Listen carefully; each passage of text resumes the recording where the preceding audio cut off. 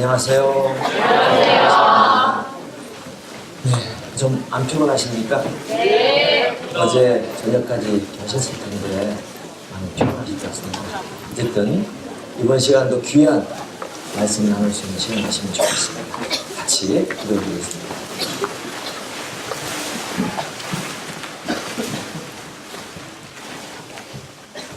저희를 사랑하시는 아버지 하나님, 저희를 주님의 은혜로 구원해 주시고 주님의 자녀 삼아 주시며 또 귀한 복음 가운데 또 온전한 교회 가운데 저희를 두셔서 주님의 일꾼 삼아 주셔서 참으로 감사드립니다. 저희들 구원받았지만 여전히 게으르고 여전히 자기 중심적이고 여전히 주님 말씀을 순종하는 데 더딘 그런 모습 가운데 살고 있습니다. 지금 저희들 새해에는 변화된 모습으로 온전히 주님을 더욱 사랑하며 주님 말씀에 순종하며 주님 말씀을 전하고 함께 나눌 수 있는 귀한 시간 될 수 있도록 자비를 베풀어 주시옵소서. 주님 오실 때 주님께 영광을 드리며 저희들에게 큰 기쁨이 될 수 있는 그런 삶을 살 수 있도록 새해에도 함께 해주시고 우리 가족 가운데 구원받지 못한 영혼들 주님 앞으로 나올 수 있도록 자비를 베풀어 주시옵소서. 저희 교회 가운데 연약한 지체들 함께 할 수 있도록 그 마음 회복시켜 주시고 주님의 사랑과 은혜를 함께 나눌 수 있도록 자비를 베풀어 주시옵소서. 이 시간에도 해외에서 수고하는 우리 형제자매들 그 사역을 능히 감당할 수 있도록 자비를 베풀어 주시옵소서. 특별히 이번 동계 수련회로 모인 이 시간 함께한 영혼들 더욱 말씀으로 회복시켜 주시고 올바른 삶의 잣대를 마음속에 새길 수 있는 귀한 시간 될 수 있도록 자비를 베풀어 주시옵소서. 남은 모든 시간을 부탁을 드립니다. 저희를 사랑하시는 예수님 이름으로 기도드립니다. 네, 성경 같이 찾겠습니다. 말라기서 1장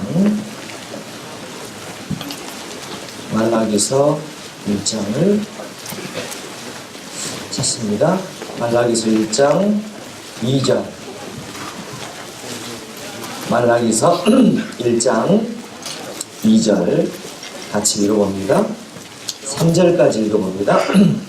여호와께서 가라사대 내가 너희를 사랑하였노라 하나 너희는 이르기를 주께서 어떻게 우리를 사랑하셨나이까 하는도다. 나 여호와가 말하노라 에서는 야곱의 형이 아니냐.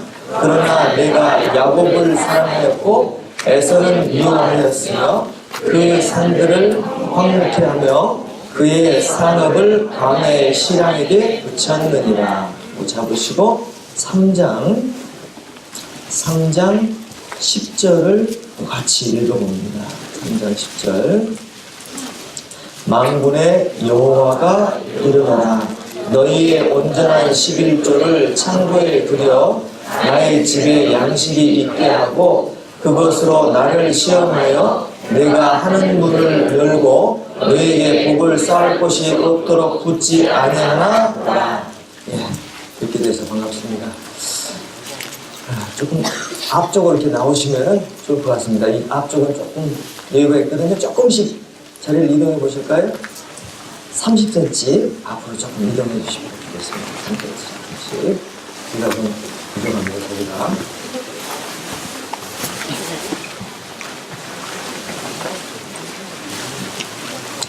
네. 자, 뒤에 계신 분들 여유있게 이제 오시면 앞쪽으로 그냥 오셔도 됩니다. 새해가 밝았죠? 네. 2017년 여러 가지 아쉬운 부분들이 많았는데요. 2018년 저희들 또 하나님 말씀으로 묵상하고 어떻게 살아야 될지 어제 말씀 잘 들으셨을 겁니다. 또 사실 말씀을 우리가 잘 듣든 안 듣든 새해가 되면 좀 새롭게 시작해 보려고 하는 마음이 생겨요. 새해는 하나님이 주신 또 다른 기회가 되는 겁니다. 그 전에 우리가 잘못 살았다고 할지라도 하나님은 항상 이렇게 기회를 주시기 때문에 그런 기회를 통해서 다시 회복하고 다시 마음을 재정리해서 남은 삶 주님께 영광을 돌릴 수 있는 그런 삶이 되시면 좋을 것 같습니다. 우리가 신앙생활 할 때 가장 중요한 두 가지를 먼저 생각해 보시면 좋을 것 같아요. 신앙생활 할 때 가장 중요한 두 가지가 뭘 것 같습니까? 가장 중요한 두 가지가 있습니다. 첫 번째는 주님의 사랑입니다. 한번 따라해 보시죠. 주님의 사랑. 주님의 사랑. 구원받았을 때 주님이 나를 사랑하셨고 또 구원받은 이후에 내가 살아가는 가운데 연약하지만 주님께서 나를 인도하시는 그 사랑을 내가 깨닫게 되면은 물질을 관리해라, 헌금을 해라, 전도해라, 교회 와서 봉사해라 그런 얘기를 안 들어도 자동적으로 되게 돼 있어요.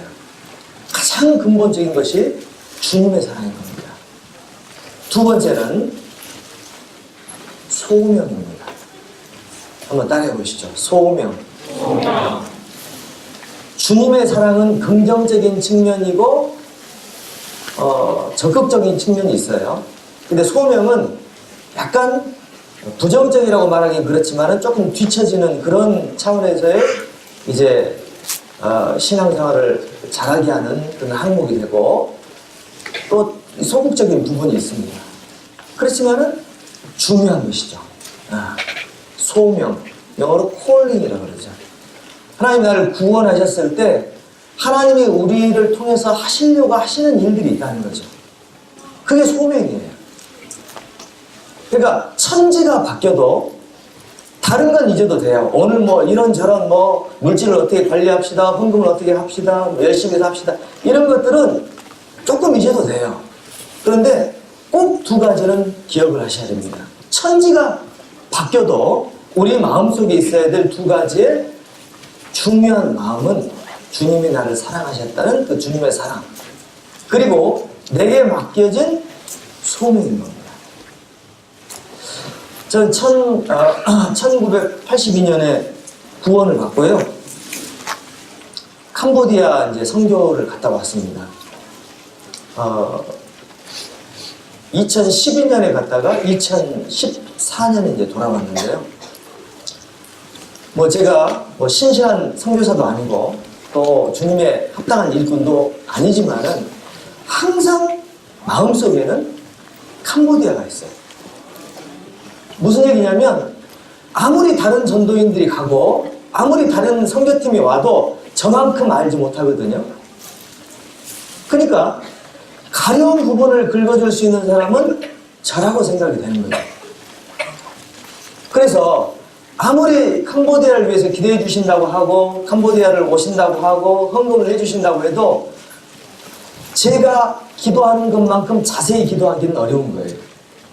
무슨 얘기냐면 우리는 각자의 캄보디아가 있습니다. 내가 아니면 안 되는 일들이 있어요. 잊지 마셔야 돼요. 내가 안 되면 안 되는 일들이 있습니다. 남이 할 수 있는 게 아니에요. 내가 해야 되는 거예요. 내가 빠지면 주님의 집이 무너지는 겁니다. 너무 부실한 겁니다. 지금 경주에서 지진이 일어나고 포항에서 지진이 일어나고 난리가 없지만은 사실 기초가 튼튼하고 집이 튼튼하면 문제가 안 되잖아요. 우리 교회도 마찬가지고 우리 신앙도 마찬가지고 우리 영적인 모든 부분이 마찬가지인데요. 내가 안 되면 안 되는 것들이 있습니다. 그게 소명이에요. 주님의 초월 섭리로 나를 구원하신 데에는 반드시 목적이 있고 내가 해야 될 분량이 반드시 있는데 내가 빠지면 너무 다른 지체들이 힘든 거예요. 뿐만 아니고 내 가족들 전부 지옥 가는 겁니다. 하여튼 내가 정신을 못 차리면 내 가족들이 지옥 간다고 생각하면 그건 정답이에요. 이거 나만의 문제가 아니고 내 가족의 문제입니다. 그리고 나를 아는 모든 친구들의 문제고 그리고 내게 맡겨진 주님이 주신 또 다른 직분 그 직분 직분에 연관되어 있는 많은 영혼들의 문제인 것입니다. 저는 이 캄보디아를 항상 기도하거든요. 단 하루도 잊고 기도한 적이 없어요.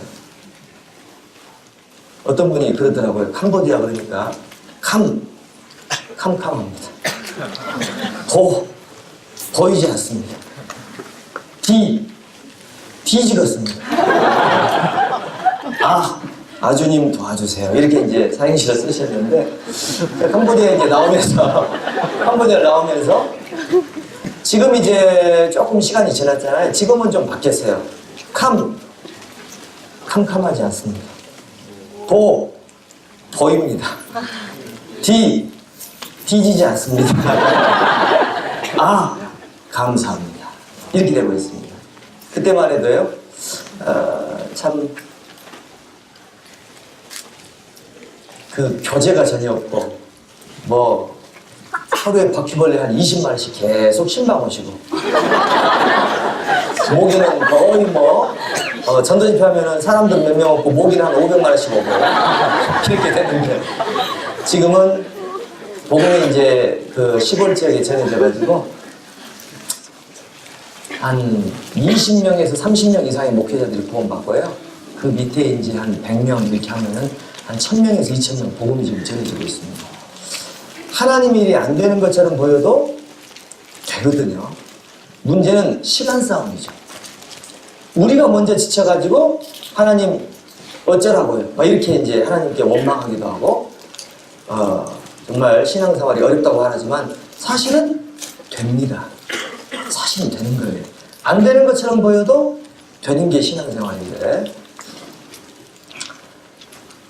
우리는 항상 신앙생활에 너무 조급해서 변화되지 않는 자기 모습을 보면서 실망하기도 하고, 구원받지 못한 가족들을 보면서 실망하기도 하고, 또 부흥되지 못한 자기 지역교회나 자기 청년의 소그룹을 보면서 실망하기도 하고 이렇게 하잖아요. 그런데 꾸준히 하면 됩니다. 희망을 가지시고 최선을 다해서. 그래서 캄보디아 갔다 와서 제가 느낀 것은요,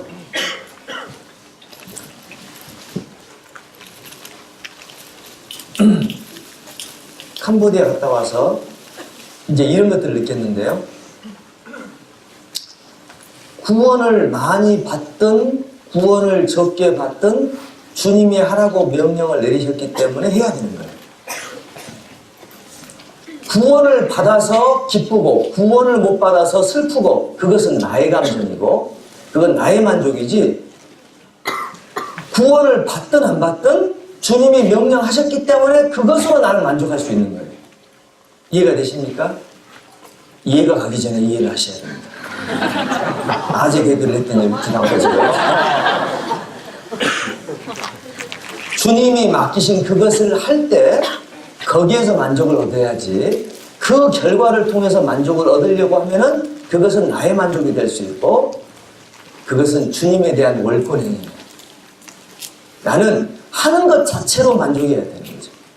나는 애들이 변화되지 않아도 교회학교 하면서 애들이 변화되지 않아도 교사 하는 것 자체로 만족해야 되는 거고, 나는 봉사하면서 칭찬을 받던 그 결과가 어떤 효과가 있든 없든 상관없이 그 봉사하는 것 자체로 만족을 해야 되는 거고, 동계 수련회 와서 귀한 말씀을 듣고 야 정말 이번에 귀한 말씀을 들었다라고 말하든 안 하든 동계 수련회 와 있는 것 자체로서 일단 주님 말씀에 순종했기 때문에 그것으로 만족할 수 있는 거예요.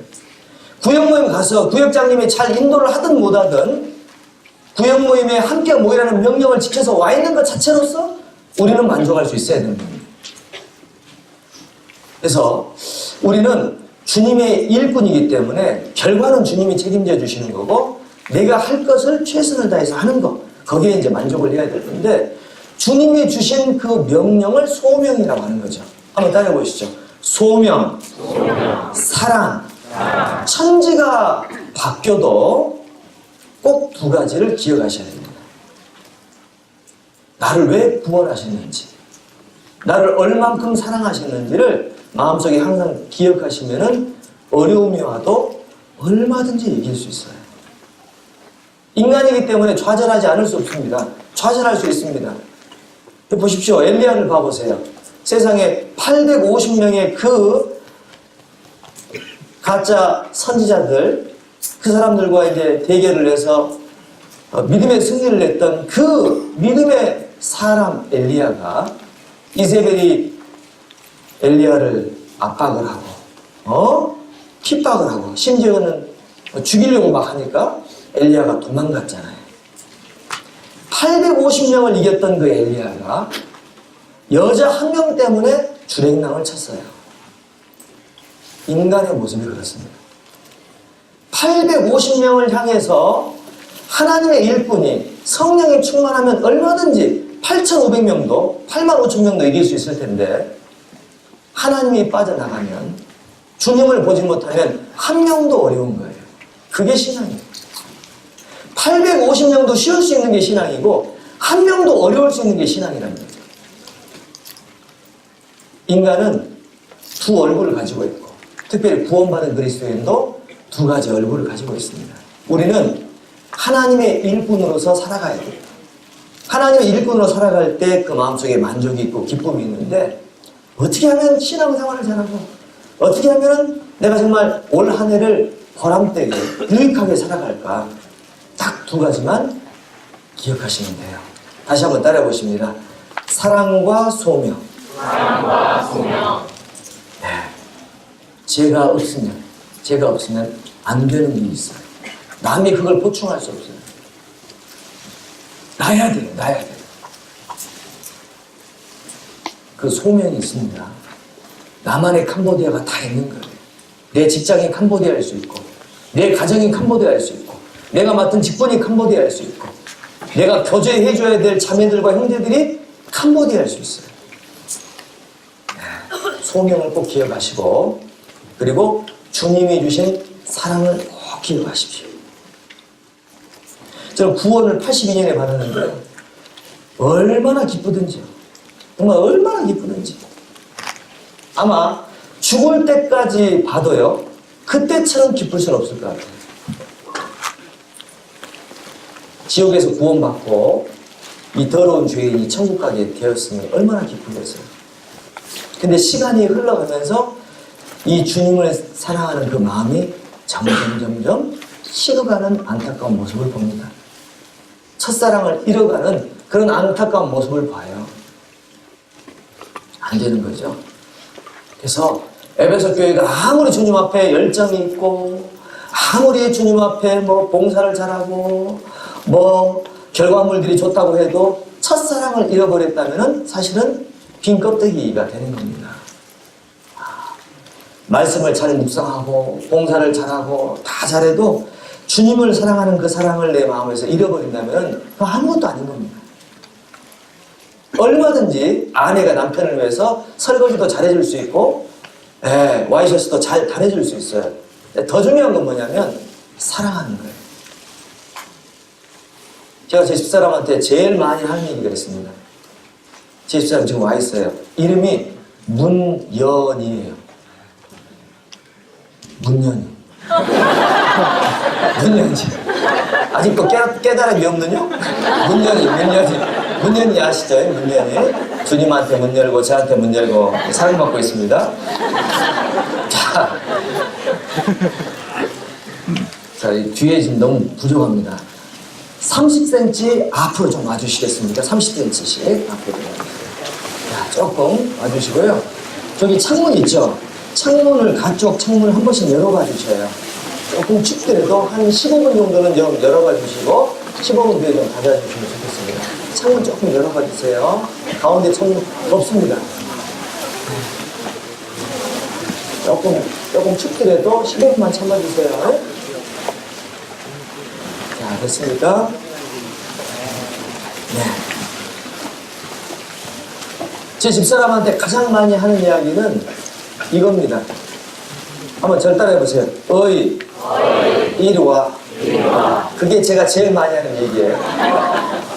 저는 절대 빨래, 왜 빨래가 이따위야, 왜 요새 반찬이 이 모양이야, 왜 집안이 이 짝이야, 막 이런 얘기를 안 해요.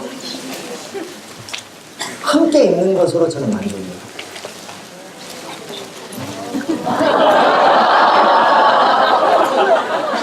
결혼해보면 알아요. 함께 있는 것으로 만족할 수 있는 게 신앙이고 이 세상에서의 부부의 관계입니다. 함께 있는 것이 좋은 거예요. 그게 부부고 그게 주님과 나와의 관계죠. 우리가 지옥 갈 죄인인데 주님이 나를 구원하셨잖아요. 이게 사랑이셨습니다. 우리가 정말 2017년도 합당하게 못 살았는데 주님이 여전까지 지금까지 나를 보존해 주시고 나를 인내해 주시고 아직까지 교회에 저를 두셨어요. 그게 주님의 사랑이죠. 우리가 잘 살아왔기 때문에 이제까지 내가 그냥 무탈히 살아온 게 아니고 주님이 나를 사랑하시기 때문에 주님의 은혜로 내가 살고 있는 거예요. 그 사랑을 항상 마음속에 간직하셔야 됩니다. 다시 한번 따라해 보십시다. 사랑과 소명. 천지가 바뀌어도 천지가 없어져도 꼭 마음속에 기억해야 되는 건 주님의 사랑, 내게 맡겨진 소명입니다. 자, 그것이 신앙생활 할 때 가장 중요하고요. 꼬리가 잘 안 따라오네요. 네. 자, 됐습니다. 그 다음에 이제 신앙생활 할 때 우리 이제 물질 관리인데 물질 관리 말씀드리기 전에 신앙의 피라밋을 한번 제가 그려보도록 하겠습니다. 신앙의 피라밋. 제가 봉사하는 우리 용인교회에서 주일 설교할 때 한번 말씀드린 적이 있어요. 신앙의 피라밋이에요. 자, 제일 위에 있는 부분이 있고 중간에 있는 부분이 있고 그 다음에 이제 제일 밑에 있는 부분이 있다. 이제 이렇게 구분할 수가 있는데요. 자, 이거를 두 가지로 이제 구분할 수 있고요. 그 다음에 이게 이제 세 가지로 구분이 될 수 있겠죠. 그림을 조금 잘못 그린 것 같은 느낌이 번쩍 드는데요. 자, 이거를 좀 구분을 다시 해야 될 것 같습니다. 죄송합니다. 자, 좀 닦고. 뭐 어차피 1시간 반은 얘기하셔야 돼요. 빨리 끝나든 늦게 끝나든. 자, 이렇게 이제 해보고요. 이렇게 한번 해봅니다. 제일 위에 신앙생활, 우리가 이제 신앙생활 할 때 가장 중요한 게 뭘까요? 뭐 아까 제가 사랑과 뭐 소명 이런 말씀을 드렸습니다만은 우리 신앙생활의 탑을 차지해야 될 것, 신앙에서 최고의 항목은 뭐예요? 덕목. 다 아시잖아요. 하나님께 영광입니다. 사나 죽으나 우리가 주님의 영광을 위해서 우리가 사는 거예요. 하나님께 영광. 시작. 하나님께 영광. 우리가 사나 죽으나 하나님께 영광이죠. 주님이 오실 날은 다가오고 있고 우리가 주님을 위해서 살 수 있는 시간이 얼마 남지 않았어요. 제가 올해 51거든요. 제가 나이 계산 한번 해봤어요. 51, 몇 년을 앞으로 살게 될까? 주님이 제가 죽을 때까지 안 오신다면 몇 년을 살게 될까? 한 80까지는 근근히 버틸 것 같아요. 어떻게 살다 보면 80까지는 근근히 버틸 것 같아요. 근데 80까지 근근히 버텨도 한 30년 뭐 이렇게 남았는데 10년은 일해야 되고 10년은 자야 되고 하루에 3분의 1은 일하고 3분의 1은 자는 거잖아요. 그 3분의 1은 4시간인 거죠. 그러니까 그렇게 보면은 제가 앞으로 주님이 안 오시고 제가 제 생애를 다 산다고 해도 제게 주어진 시간이 딱 10년밖에 안 남았어요. 너무나 짧은 거죠. 너무나 짧은 거예요. 어떻게 살아야 될까? 다른 목적이 없는 겁니다. 주님이 나를 구원하셨고 내게 소명을 주셨고 나를 사랑하신다면은 주님의 영광을 사는 것, 이것이 가장 중요한 인생의 목적이 되는 겁니다. 그리고 그 주님께 영광을 돌리기 위해서 우리가 어떤 기초적인 삶을 살아야 될까? 이거를 이제 5칸으로 나눌 수가 있어요. 이렇게 1, 2, 3, 4, 5 대충 있다고 하고 보세요. 5칸으로 한번 나눠봅니다. 가장 중요한 게 주님께 영광을 돌리는 건데 기본적으로 주님께 영광을 돌리기 위해서 우리가 가장 처음으로 붙잡고 확인하고 끝내야 될 게 뭡니까? 구원의 확신이에요. 따라해 보십니다. 구원의 확신. 네, 구원이 흔들리면 아무것도 안 돼요. 자, 여기서 중요한 것은 구원을 확신하려고 하면 그게 또 문제가 돼요. 말씀을 잘못 드렸습니다. 구원의 확신을 확신하려고 하면 문제가 돼요. 우리는 구원을 확신해야 됩니까? 구원의 확신을 확신해야 되는 겁니까? 차이점이 이해가 되십니까? 이해가 되세요? 네. 예. 구원의 확신을 확신하려고 하는 것은 자기의 확신을 믿는 거예요. 우리는 우리의 확신으로 구원받았다고 말하지 않습니다. 우리의 믿음이 흔들릴 수 있어요. 우리 연약하기 때문에 의심할 수도 있어요. 하지만은 우리를 창조하신 하나님, 십자가에 죽으신 하나님, 그 하나님께서 정말 나를 위해서 십자가에 죽으셨고 십자가에 죽으신 그 말씀이 성경에 기록되었고 선포되었다면은 이건 변함없는 하나님의 말씀은 사실이잖아요. 하기 때문에 주님이 나를 구원하셨다는 것은 너무나 확신한 거죠. 자, 그래서 구원의 확신을 확신하려고 하지 마시고 구원을 확신하려고 하시는 거 필요합니다. 남하고 구원을 비교하는 거 조금 어려울 수 있어요. 어떤 분은 조금 더 구원의 확신이 더 강한 분이 있고 어떤 분은 좀 약한 분이 있어요. 아무튼 구원 받으면 돼요. 그죠? 예. 정도의 차이가 있지 어떤 다른 것들이 있는 게 아닌 겁니다. 그래서 구원의 확신이 가장 중요하고 두 번째 그 다음에 이제 중요한 게 뭐겠습니까? 구원을 받은 사람은 하나님의 말씀으로 충만돼야 되잖아요. 그래서 뭐라 그래요? 영적인 공급이라고 할 수 있겠죠. 공급이 있어야 돼요. 그래서 우리가 교제 나오는 것도 공급이고 우리가 기도하는 것도 공급이고 말씀을 듣고 읽는 것도 공급이고 좋은 신앙서적을 읽는 것도 공급이고 심지어는 봉사에 참여하는 것도 공급인 겁니다. 봉사하는 것도 나를 위해서 하는 거예요. 주님을 위해서 하는 것처럼 보이지만 사실은 내가 붙잡히기 위해서 봉사하는 거거든요. 그래서 공급이 필요한 거예요. 우리가 좋은 찬양을 듣는 것도 좋은 공급이에요. 찬양을 많이 들으셔야 되는데 찬양도 이제 세속적인 찬양이 있어요. 위주로 나가는 찬양도 있습니다. 위험한 겁니다. 우리는 항상 예수님의 사랑이 이제 담겨있는 그런 찬양을 부르고 같이 공유하고 필요하겠죠. 공급이 필요하겠죠. 구원받은 사람은 공급받아야 돼요. 그래서 하나님의 말씀이 우리 안에 풍성히 거해야 되는 겁니다. 교회를 구분하고 또 하나님의 섭리를 구분하고 그렇지 않으면 신앙생활이 잘못된 길로 갈 수 있습니다. 제가 82년에 구원받을 때는요 정말 말씀이 부족했거든요. 어떻게 살아야 될지 모르는 거예요. 지금 얼마나 말씀이 풍부합니다. 성경 아카데미 있지, 평신도 조직 신학 있지, 매일 주일 말씀 있지, 또 신앙 특강 있지, 여러 가지 말씀들 있잖아요. 자, 그래서 우리는 공급받아야 되는 거예요. 자, 캄보디아에서 느낀 거는요, 캄보디아에서는 교제가 없어요. 왜냐하면 한국에 형제자매들이 전혀 없으니까요. 그러니까 항상 교제 가운데 있다가 딱 교제가 단절되니까 너무너무 괴로워요. 그건 당해봐야 합니다. 당해봐야 알아요. 우리 한국은요 너무 교제가 많다 보니까 풍요 속의 빈곤입니다. 정말 풍요 속의 빈곤입니다. 캄보디아에서는 정말 한 형제 자매의 전화 한 통이 그렇게 감사하고 그렇게 고맙고 댓글 하나가 그렇게 귀하고요. 댓글 좀 나세요. 댓글 좀 나세요. 그런데 한국에 있다 이제 캄보디아 가보니까 그렇게 이제 교제가 그립다는 것을 그때 이제 깨달았습니다. 그래서 우리는 있을 때 정말 하나님 말씀으로 충만되게 공급을 받아야 될 겁니다. 자, 말씀과 기도. 여러분들 기도가 중요한 공급이라는 거 아시죠? 기도는 응답보다 기도하는 것 자체가 중요해요. 중요한 이야기입니다. 기도는 응답보다요, 기도가 중요한 거예요.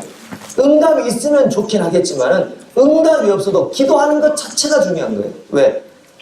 하나님과 호흡이고 하나님과의 대화고 하나님과의 친교이기 때문에 거기에서 어떤 것을 내가 끌어내지 못한다고 할지라도 하나님 앞에 서 있는 것 자체가 중요한 거예요. 기도하면요 굉장히 내 마음에 평안을 느끼잖아요. 기도가 끝나면 힘이 느껴지잖아요. 눈을 감는 순간 우리는 하나님 앞에 이제 서 있는 겁니다. 그래서 기도하는 것 자체가 큰 공급이 되는 겁니다. 그 다음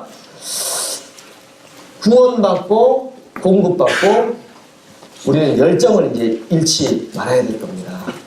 열정. 한번 따라해 보시죠. 열정. 열정이 있어야 돼요. 열정. 에베소 교회가 다 좋았는데 첫사랑을 잃어버렸고 주님에 대한 외적인 열정만 있지 내적인 열정이 사라져버렸습니다. 이 열정은 주님께 향하게 하는 뜨거운 마음이잖아요. 열정. 그래서 우리는 이 열정이 있어야 되는데요. 우리 이 인간 세상에도 부모님이 자식을 사랑하는 그 열정, 그 사랑은 은은한 사랑이죠. 그리고 아내와 남편이 서로 사랑하는 것은 좀 뜨거운 사랑이잖아요. 그러니까 주님께 향하는 사랑은 두 가지 다 있어야 된다고 생각합니다. 은은하면서 오래 가야 돼요. 롱런 해야 됩니다. 단타가 아닙니다. 계속 주님을 잘 믿어야 돼요. 은은하게 주님을 쫓아가야 되는데 뜨겁게 믿어야 됩니다. 깊게 주님을 섬기고 길게 주님을 섬겨야 되는 겁니다. 열정입니다. 열정이 필요한 겁니다. 아시겠죠? 저는 저희 집사람하고 지금 결혼한 지 지금 4년 됐어요. 부부싸움을 단 한 번도 안 해봤습니다. 박수 없습니까? 부부싸움을 물론 소소한 다툼은 가끔 있었지만 진정한 의미에서 부부싸움은 단 한 번도 없었어요. 왜요? 사랑하니까 싸움이 없어요. 그래서 제 딸아이가 결혼을 안 하려고 해요. 왜 그런지 아세요? 저런 남편을 만나기는 어려울 것 같다고 생각을 해서 안 하려고 해요.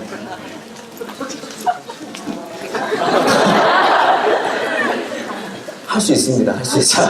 희망을 가지고 할 수 있는데, 자, 무슨 얘기냐면, 열정이 있다면 주님에 대한 기복이 있다고 해도 다시 회복이 돼요. 주님을 사랑하는 마음이 있다면 조금 신앙이 뒤처져도 다시 회복이 됩니다. 구원받은 감동이 있으면 조금 힘들어도 금방 회복이 되는 거예요. 그러니까 열정이 가장 중요한 겁니다. 아시겠죠?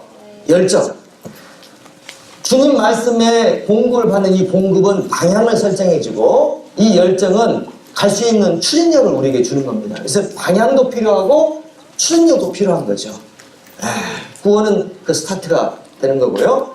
그 다음에 열정이 좋은데 계속 좌충우돌 하면서 세상에 지나치게 접하다 보면 열정이 식어버리고 나중에 열정까지 사라져버리지 않습니까? 그래서 우리가 성결한 삶을 살아야 돼요. 한번 따라해 보겠습니다. 성결 참 중요한 겁니다.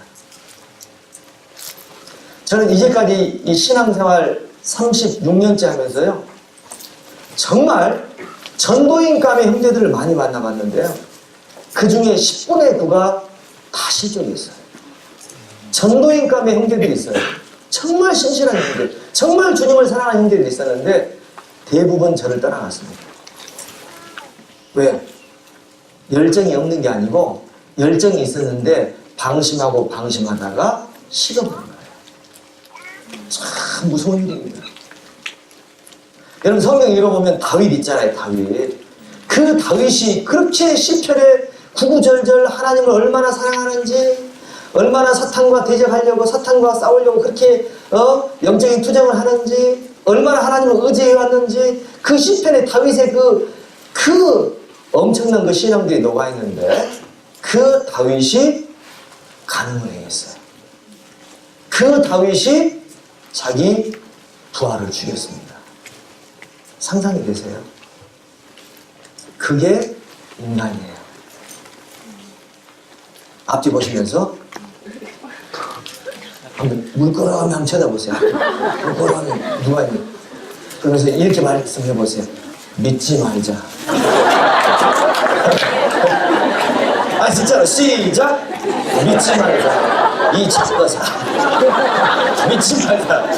믿지 마세요. 믿지 마세요. 열정이 아무리 있어도요. 교회 가운데서 떨어지면, 말씀 가운데서 잠깐 멀어지면 금방 식어버려요. 그래서 우리는 성결해야 되는 거예요. 신앙에 슈퍼맨이 없습니다. 신앙에 슈퍼맨이 없어요. 우리는 항상 조심해야 돼요. 언제든지 우리는 죄에 빠질 수 있고 세상에 빠질 수 있고 잘못된 길로 갈 수 있어요. 성결해야 되는 겁니다. 그 다음에 이런 모든 것을 행하기 위해서 기본적인 올바른 신실한 삶을 우리가 살아야 되는 겁니다. 우리가 건강을 지켜야 되고요. 직장 생활을 해야 되고요. 가정에서 부모님을 섬겨야 되고요. 청소를 해야 되고요. 자기를 잘 관리해야 되고요. 잘 우리가 세상 삶을 잘 살아가야 되는 겁니다. 그래서 구원을 확신하고 올바른 공급 가운데 있으면서 열정과 성결과 올바른 삶을 사는 것은 우리가 주님께 영광을 돌리기 위한 가장 기초적인 삶이고요. 그 다음에 우리가 이제 이런 삶 가운데서 주님께 이제 드리는 삶이 필요하지 않겠어요? 그래서 예배하는 게 필요할 겁니다. 예배. 한번 따라해 보시죠. 예배해야 돼요. 예배라는 것은 우리의 모든 삶이 주님께 드리는 예배지만은 제가 여기서 말하는 예배는 하나님을 사귀고 하나님을 섬기는 그 시간과 그 열정을 특별히 예배라고 말씀드리는 겁니다. 예배는 우리의 모든 것이 예배지만은 예를 들어 볼게요. 지금 오늘 여기 오셔서 말씀 듣는 거 힘든 거예요? 안 힘든가요? 힘들기도 하잖아요. 힘들기도 하잖아요. 이런 힘든 것을 참는 것도 예배에 참여하는 거예요. 여러분 기도하는 거 저녁에 잠잘 때 하는 거 어렵습니까? 안 어렵습니까? 안 어렵기도 하고 어렵기도 하죠. 근데 막 잠이 막 오는데 막 기도하려고 하면 좀 어렵기도 하잖아요. 그래서 제가 어떤 형제가 그러더라고요. 기도하다가 자기는 잠을 많이 잔대요. 깨어나면 기도하다가 깨어나고 아침이에요. 또 황당한 거죠. 내가 이렇게 해가지고 주님께 이게 영광이 안 돼서 이게 큰일이다. 이게 어떻게 해야 되냐 말이지. 그렇게라도 하는 게 좋아요. 그걸 하나님이 귀하게 보십니다. 침 질질 흐르는 거 있죠? 그걸 귀하게 하나님 보세요. 얼마나 피곤했으면 기도하다가 잠을 자겠어요. 그만큼 피곤했기 때문에 기도하다가 잠을 잔 거예요. 기도하다 잠을 자도 좋아요. 기도하려고 하는 게 중요한 거예요. 아시겠죠? 네. 너무 자괴감에 빠지지 마세요. 나는 죽어야 돼. 나는 안 돼. 그렇게 하지 마시고 기도하는 것 자체가, 기도하려고 하는 것 자체가 중요한 겁니다. 그래서 기도하는 것도 힘들고요. 성경 읽는 것도 힘들고요. 교재 나오는 것도 힘들고요. 봉사하는 것도 힘들고요. 이런 것들이 다 힘들어요. 그러나 이 모든 것들이 하나님 앞에 사는 거면 그게 예배의 행위고 예배의 노력인 거죠. 그래서 우리가 이런 기초적인 삶을 살고 그리고 우리가 이렇게 헌신된 삶을 살게 되는데 헌신된 삶 가운데서 뭐 전도를 해야 된다. 뭐 교회를 막 섬겨야 된다. 뭐 해외 선교를 나가야 된다. 다 이게 헌신이에요. 다 중요하지만 가장 기본적으로 해야 될 것이 하나님 앞에 내가 서 있는 겁니다. 이것이 없이 그냥 뭐 교회 와서 막 형제한테 막 커피 막 뽑아주고 막 밥 사주고 막 교제해주고 그다음에 막 전도 집회 와서 막 커피 막 나르고 막 사람들 인도하고 뭐 안내 봉사하고 뭐 해외 선교 집회 가가지고 뭐 도와주고 뭐 카메라 찍고 다 좋지만은 이런 것보다 더 중요한 게 하나님 앞에 서 있는 거 중요한 겁니다. 그리고 하나님 앞에 서 있다가 그리고 교회를 섬기고 그리고 전도하고 그리고 선교하는 것. 하나님 앞에 먼저 서고 이 모든 것들을 또 우리가 다 행해가야 돼요. 하나님이 가장 기뻐하시는 일은 서로 사랑하라. 그 말씀대로 우리가 서로 섬기는 겁니다. 여러분, 섬기는 거 어렵습니까? 쉽습니까? 어려워요. 정말 어려워요. 겉으로는 잘할 수 있어요. 막 상냥한 척 할 수 있어요. 근데 정말 사랑하는 것은 쉽지 않습니다. 쉽지 않습니다. 하지만 주님이 나를 사랑하셨다는 걸 생각하면 그게 쉬울 수가 있어요. 그게 쉬울 수가 있어요. 우리는 형제 자매를 주님 보듯이 섬겨가야 되는 겁니다. 저도 사람이다 보니까 설교를 할 때 실수를 많이 해요. 저도 사람이다 보니까 목회를 할 때 이런저런 실수를 많이 해요. 그러면 저녁에 잘 때 잠이 안 와요. 제가 제일 잠이 많이 안 올 때는 주일날 설교 끝나고 잠잘 때, 주일날 저녁이 제일 힘들어요. 내가 쓸데없는 소리를 또 했구나. 그때가 제일 힘들어요.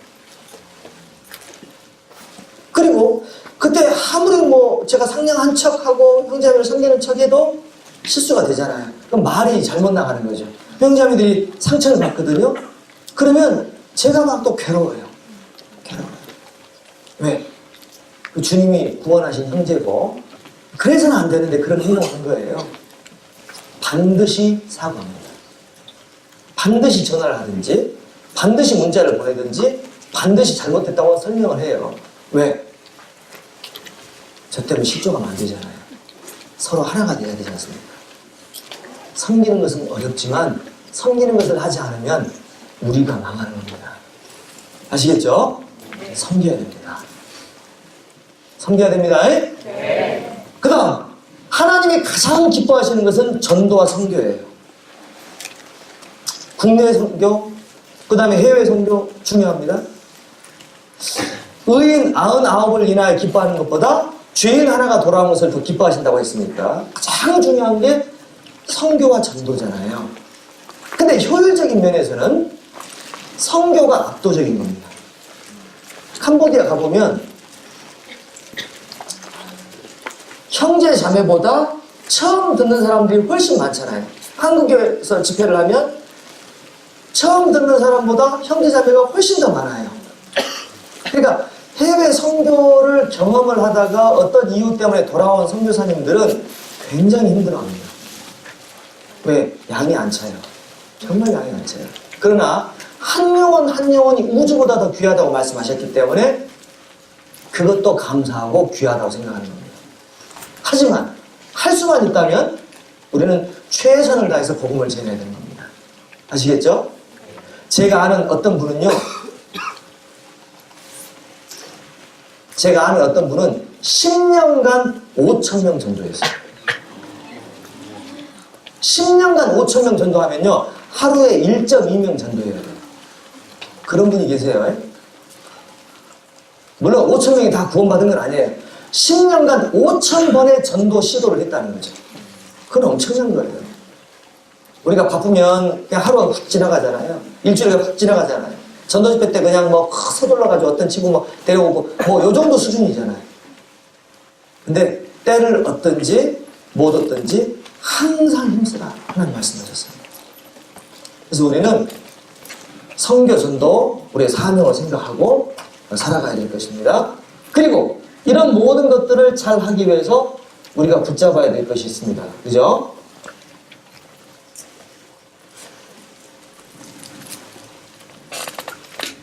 자기 부인입니다. 자기 부인.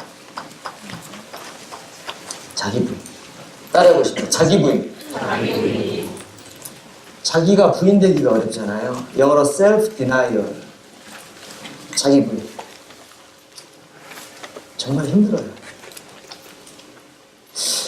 느헤미야서를 읽어보면은 느헤미야가 와서 종교 개혁 운동을 막 이렇게 하고 있잖아요.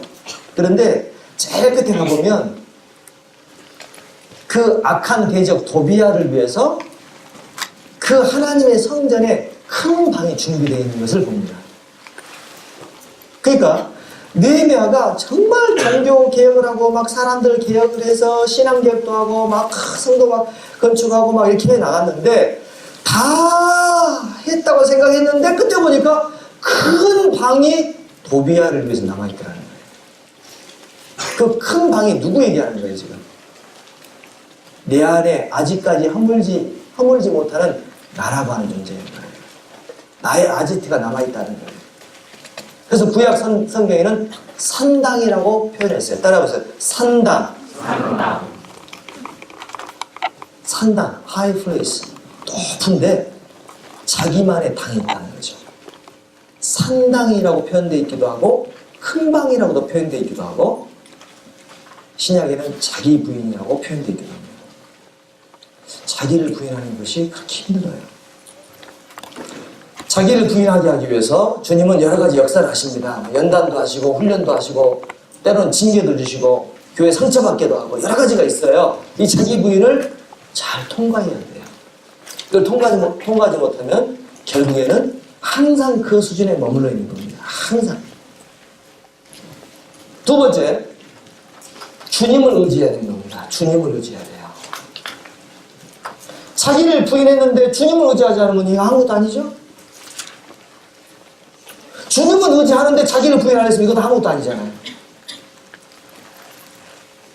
유명한 말이 있습니다.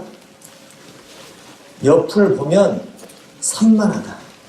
안을 보면 우울하다. 위를 보면 평안이 온다. 유명한 이야기가 있어요. 옆을 보면 산만하죠. 지금 산만하잖아요. 부채질을 하고 있고 전기를 하고 있고 지금 때는 이때라고 옆을 보면 산만합니다. 형제자매들 또 구원받지 않는 남편 또 남편이 옆으로 얘기나 구원받지 않는 부모님 그러니까 산만해요. 속을 보면 참 우울하죠. 변화되지 않는 모습, 저 세상에 대한 염려, 복잡한 일들이 많아요.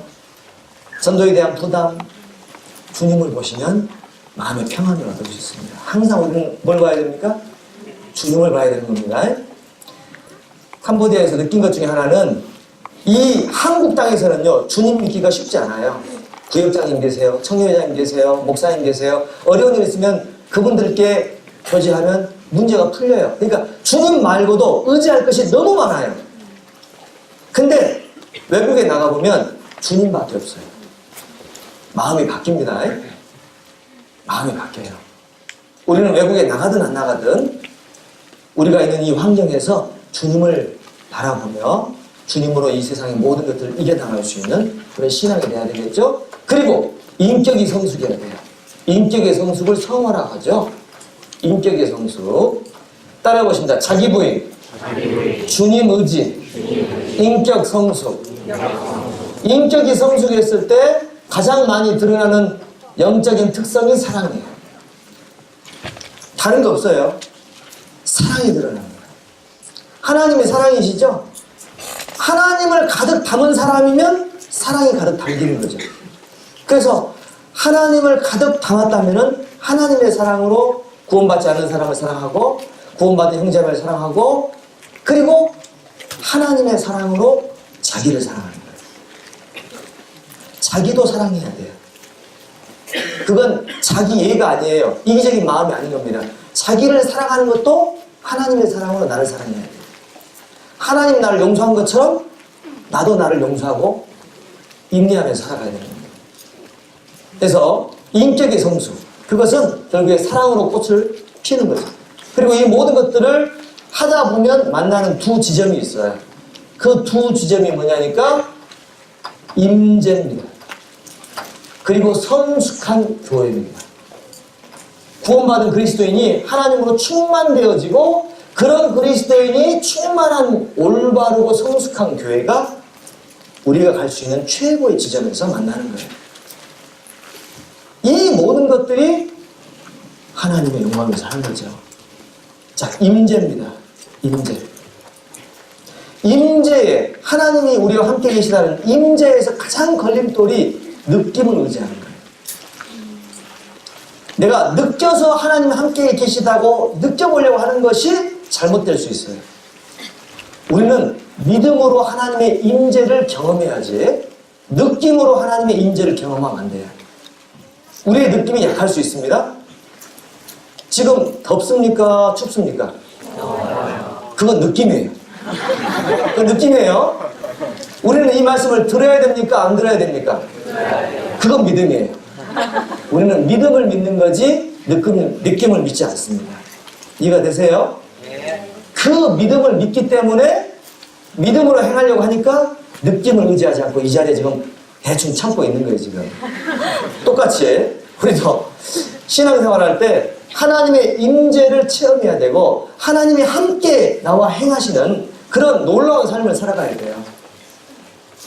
어제도요, 저 용인교회 어떤 형제님 간증을 들었는데 구원받기 전에는 그냥 사고 안 날 자리인데도 사고가 막 나더래요.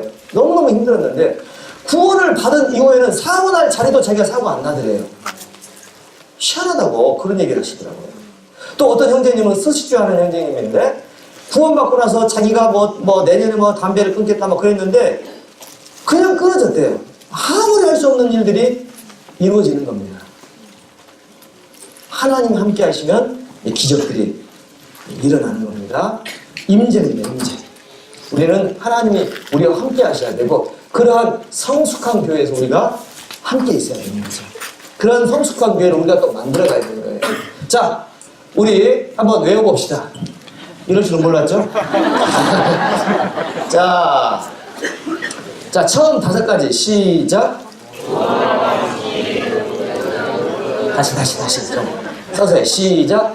구원의 확신, 영적 공급, 열정, 성결, 올바른 신실한 삶. 그 다음에 예배, 섬김, 전도, 선교. 그 다음 자기 부인, 주님 의지, 인격 성수. 그 다음 임재 교회. 성수? 네, 임재 교회. 그 다음 주님께 영광입니다. 그것을 마음속에 꼭 기억하시면 좋을 것 같아요. 아시겠죠? 네. 잠깐 쉬었다가 계속 진행하겠습니다. 창문 다 열어주시고 조금 쉬었다 하시겠습니다. 조금 힘드세요 지금. 네. 창문 열어주시고 화장실도 다녀오시고.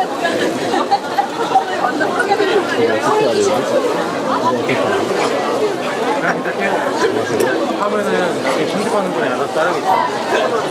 아니면 전기에 너무 뻣뻣해.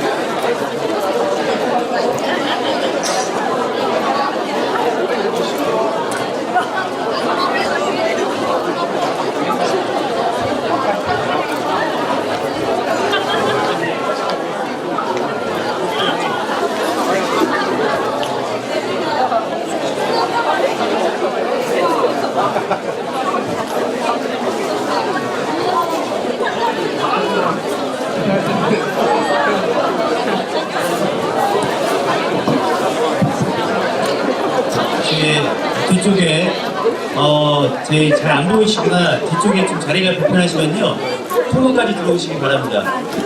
통로까지 사용하셔서 앞쪽에 이제 들어오시면 됩니다. 지금 여기 앞에는 상당히 좀 여유롭습니다. 좀 앞쪽으로 좀만 당겨주시겠어요? 좀 당겨주시고 감사점입니다. 앞쪽에 계신 분들은 좀 앞쪽 조금씩만 타이트하셔도 당겨주시기 부탁드리겠습니다. 뒤에 꽉 차서 못 들어오고 있습니다. 자, 그리고 여기 뒤에 못 들어오신 분들은 통로까지 채워서 앉아주시길 부탁드리겠습니다. 목사님 목사님 이어서 말씀해 주시겠습니다.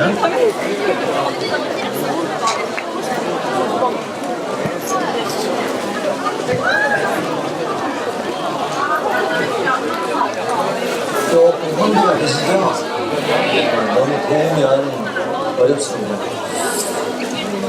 여기 좀 땡겼으면 좋겠는데. 자, 지금까지 이제 신앙의 피라미드, 신앙생활에서 가장 중요한 것들 말씀을 드렸는데요. 사실은 이 신앙의 피라미드이 마음속에 새겨져야 되는데 그 신앙의 피라미드이 마음속에 새겨지기 위해서 가장 중요한 두 가지 항목이 처음 말씀드렸던 사랑과 소명입니다. 그죠? 사랑과 소명. 주님이 나를 얼마나 사랑하셨는지 또 내게 맡겨주신 임무가 얼마나 큰지를 알고 계셔야 돼요. 사랑과 소명이 신앙의 피라미드보다 더 중요해요. 신앙의 피라미드는 해야 된다. 우리가 해야 될 것들을 말씀드리는 거고 사랑과 소명은 할 수밖에 없는 이유를 말씀을 드리는 거예요. 지금 주님 오실 날이 너무나 가까운 것은 사실이잖아요. 트럼프 대통령이 예루살렘을 이스라엘의 수도로 이제 인정을 하면서 이제 아랍 세계에서 나온 이야기가 뭐냐면 판도라의 상자를 열었다, 지옥의 문을 열었다, 뭐 이런 얘기들을 하고 있어요.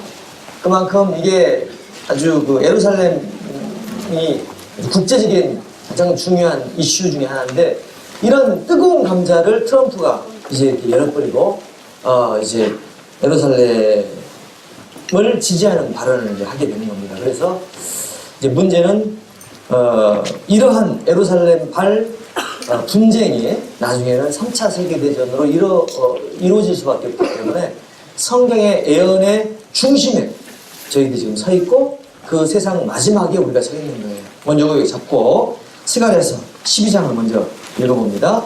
스가랴 12장. 스가랴 12장 3절과 4절 같이 읽어봅니다. 1324페이지 같이 읽어봅니다. 그날에는 내가 예루살렘으로 모든 국민에게 무거운 돌이 되게 하리니 무릇 그것을 드는 자는 크게 상할 것이라 천하 만국이 그것을 치려고 모이리라. 자, 4절은 됐습니다. 예루살렘이 무거운 돌이 되게 한다고 말씀하셨고요. 2절 보니까 사면 국민에게 혼취케 하는 장이 되게 할 것이라. 예루살렘이 혼취케 되는 장이 된다고 말씀하셨어요. 그러니까 예루살렘이 혼취케 되는 장 또는 무거운 돌로 표현되는 아주 국제적으로 가장 민감하고도 중요한 이슈가 될 것이 성경에 예언이 되어 있는데 이 예언의 말씀을 지금 트럼프가 열었다는 거죠. 지옥의 문을 열었고 판도라의 상자를 열었어요. 그래서 지금 세계는 트럼프 편, 반 트럼프 편 이렇게 나눠지는 거잖아요. 이러면서 이제 이스라엘이 점점 궁지에 몰리면서 전 세계의 미움을 받게 되면서 결국에는 아랍이 들고 일어나면서 세상이 끝장이 나는 그런 전쟁의 시발점에 저희들이 지금 와 있습니다. 2017년에 일어난 일이고 2018년에 어떤 일이 일어날지 이제 아무도 모르죠. 그럼 주님이 오실 날이 점점 가까이 오고 있는데 우리가 어떻게 남은 삶을 살아야 될까? 아까 말씀드렸던 것처럼 사랑과 소명 붙잡고 살아야 되고 또 신앙의 피라미드, 신앙의 균형이 맞아야 돼요. 성결한 삶도 중요하고 자기 부인하는 것도 중요하고 주님과 동행하는 것도 중요하고 또 자기의 기본적인 세상의 삶도 중요한 거죠. 이런 것들이 다 기초가 되어야지 주님께 영광을 돌리니까 이런 것들을 다 잘 잡아가야 되는 겁니다. 부족한 부분이 뭔지 내가 이 2018년에 어떤 부분을 좀 채워가야 될지 이런 것들을 생각해야 되는데 오늘 여기 오신 분들은 아마도 재물에 대해서 관심이 있으신 것 같아요. 그래서 저는 오늘 여기 오면서 어제 이 목사님이 말씀을 다 해주셨기 때문에 한 50명 정도 와 있겠거니 하고 왔다가 지금 깜짝 놀랐어요. 아, 이렇게 돈이 중요한 이슈구나. 그렇게 돈을 사랑하지 말라고 해도 이렇게 돈을 사랑해서 되겠구나. 이런 생각이 드는 겁니다, 지금. 그거 아셔야 돼요. 여러분들 영어로 그 성경에 너희가 하나님과 재물을 겸하여 섬길 수 없다. 그때 그 재물이 영어로 뭐라고 표현되는 줄 아세요? property가 아니에요. 영어로 재물을 그럼 property거든요. 뭐 물질 property라고 그래요. 뭐 money 뭐 이렇게 할 수도 있고 뭐 property라고 할 수도 있고 그러는데 재물을 property라고 표현하지 않았습니다. 만몬이라고 했어요. 따라해보세요. 만몬. 만몬이 뭐예요? 만몬. 만몬. 자, 써봅니다.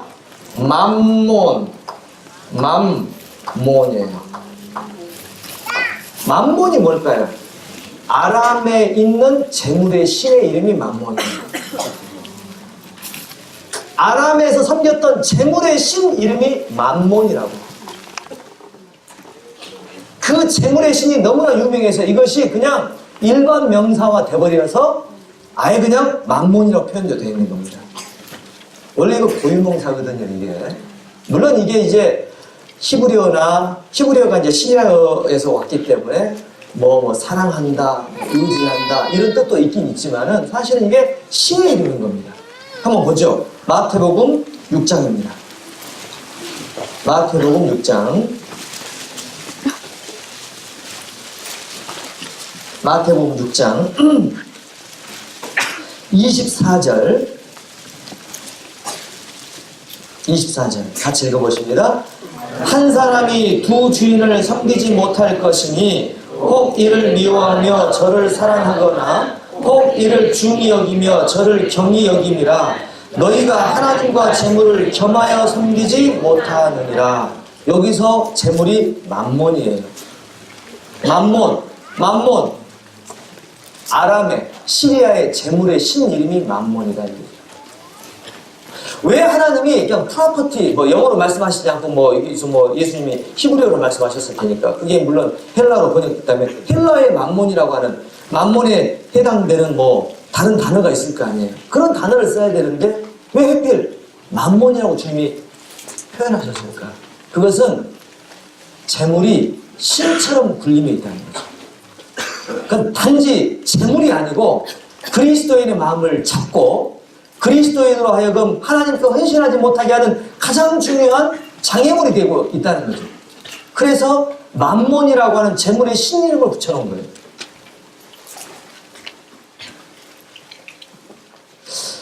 성교를 가보면 물어봅니다. 성교를 가면 하나님 다음으로 중요한 게 뭘까요?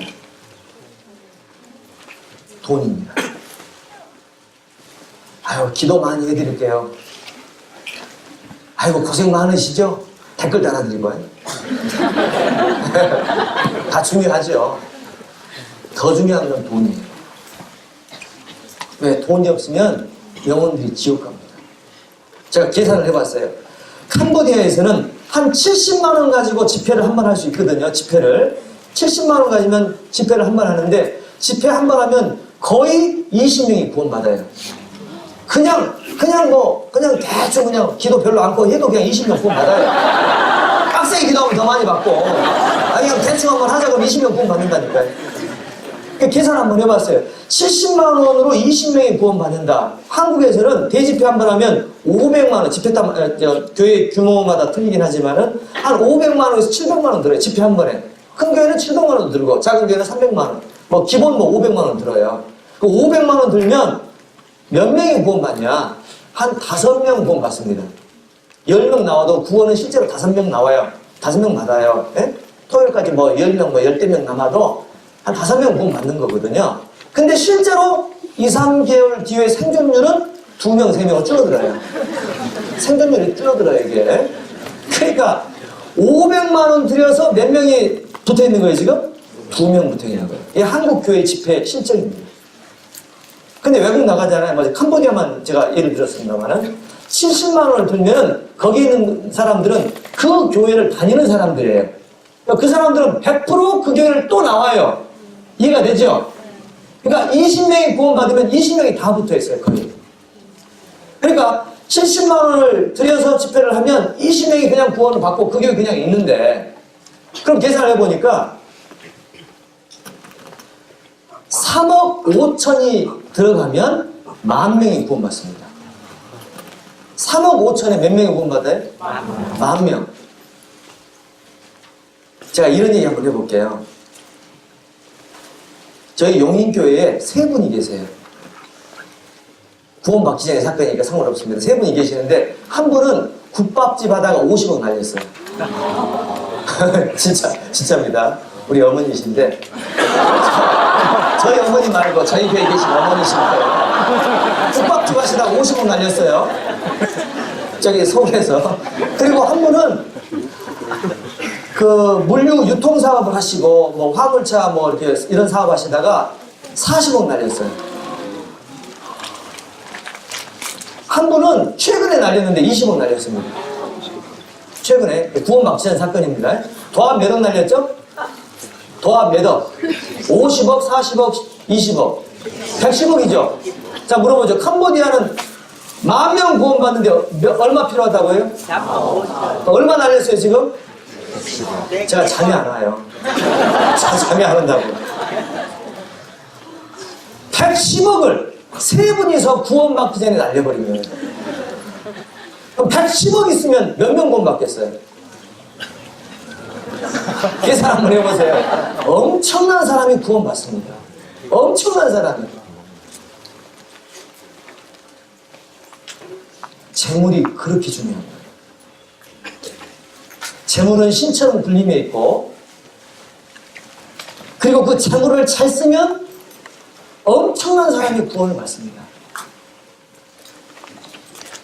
근데 우리는 우리의 대부분의 재물을 우리를 위해 쓰고, 우리 가족을 위해 쓰고, 우리 미래를 위해 투자하고, 남는 걸 주님께 드려요.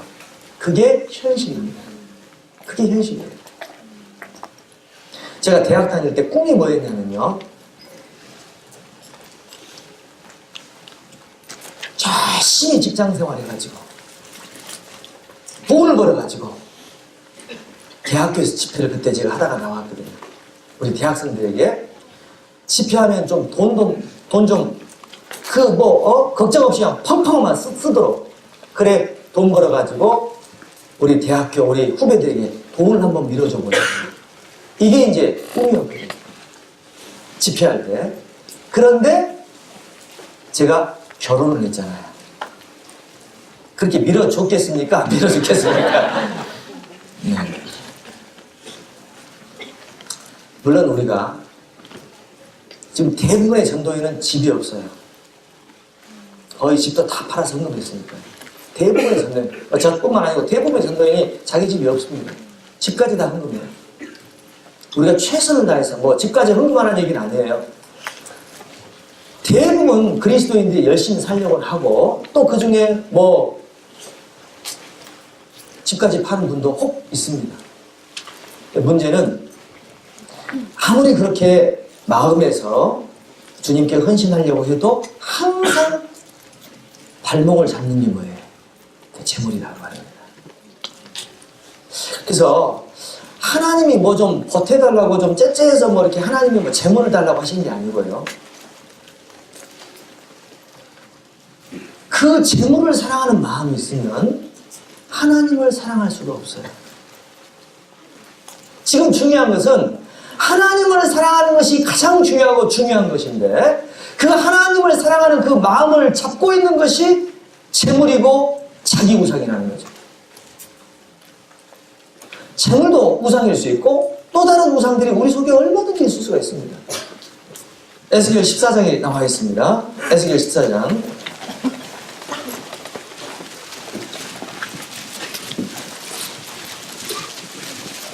에스겔 14장 1167페이지 3절입니다.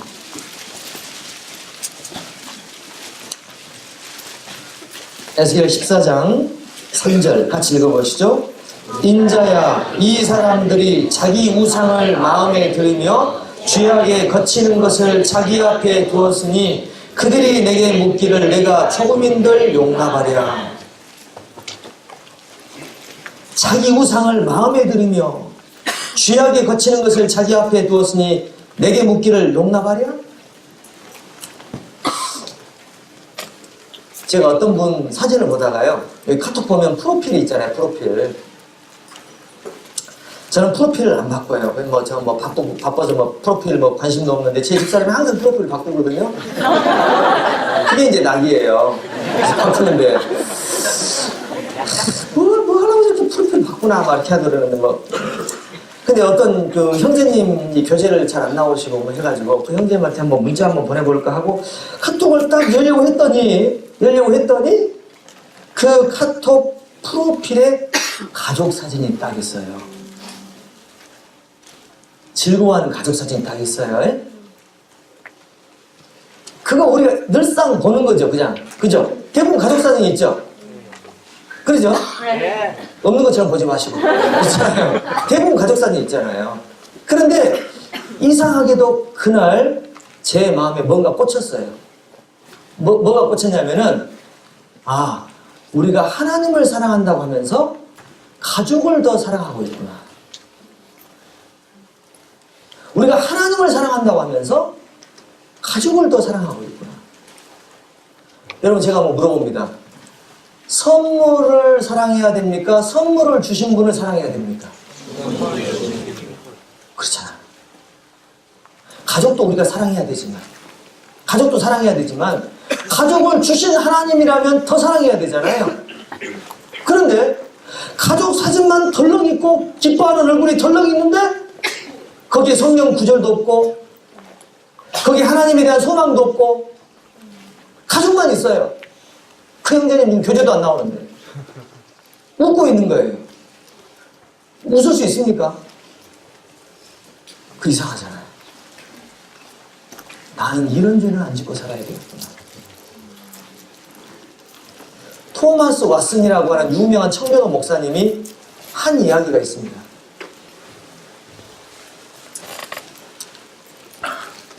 이 세상에서 가장 치사한 사람이, 가장 비열한 인간이 자기의 모든 젊음을 세상과 마귀에게 주고 죽기 직전에 교회당에 뼈를 묻는 인간이다 그랬어요.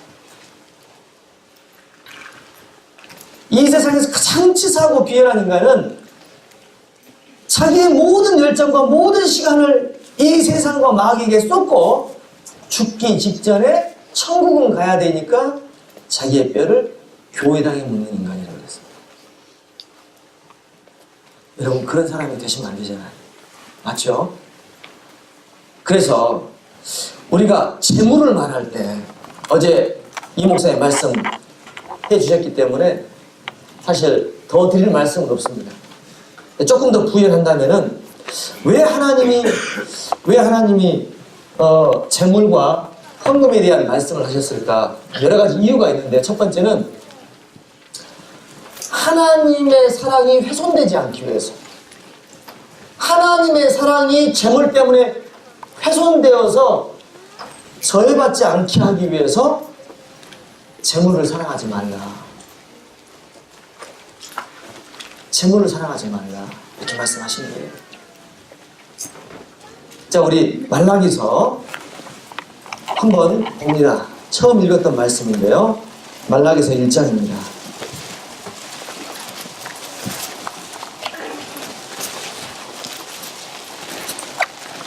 말라기서 1장 2절 보니까 같이 읽어보십니다. 여호와께서 가라사대 내가 너희를 사랑하였노라 하나 너희는 이르기를 주께서 어떻게 우리를 사랑하셨나이까 하는도다. 여기 보면 우리 말라기 하면 항상 하시는 설교가 무슨 설교죠? 온전한 11조 설교 많이 들어보셨잖아요. 온전한 11조 바쳐야 된다. 말라기서 3장에 온전한 11조가 쭉 나와 있잖아요. 항상 말라기서 주 단골 메뉴는 온전한 11조예요. 그런데 한 가지 우리가 더 생각해야 될 것은 온전한 11조 전에 하나님이 책망하신 말씀이 있어요. 그게 뭐예요? 2절입니다. 내가 너희를 사랑하였노라 하나 너희는 이르기를 주께서 어떻게 우리를 사랑하셨나이까 하는도다.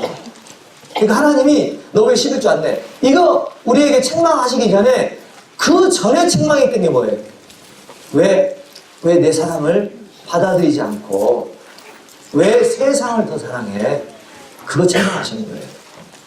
말라기서를 잘못 읽으면 온전한 11조만 머리에 들어와요.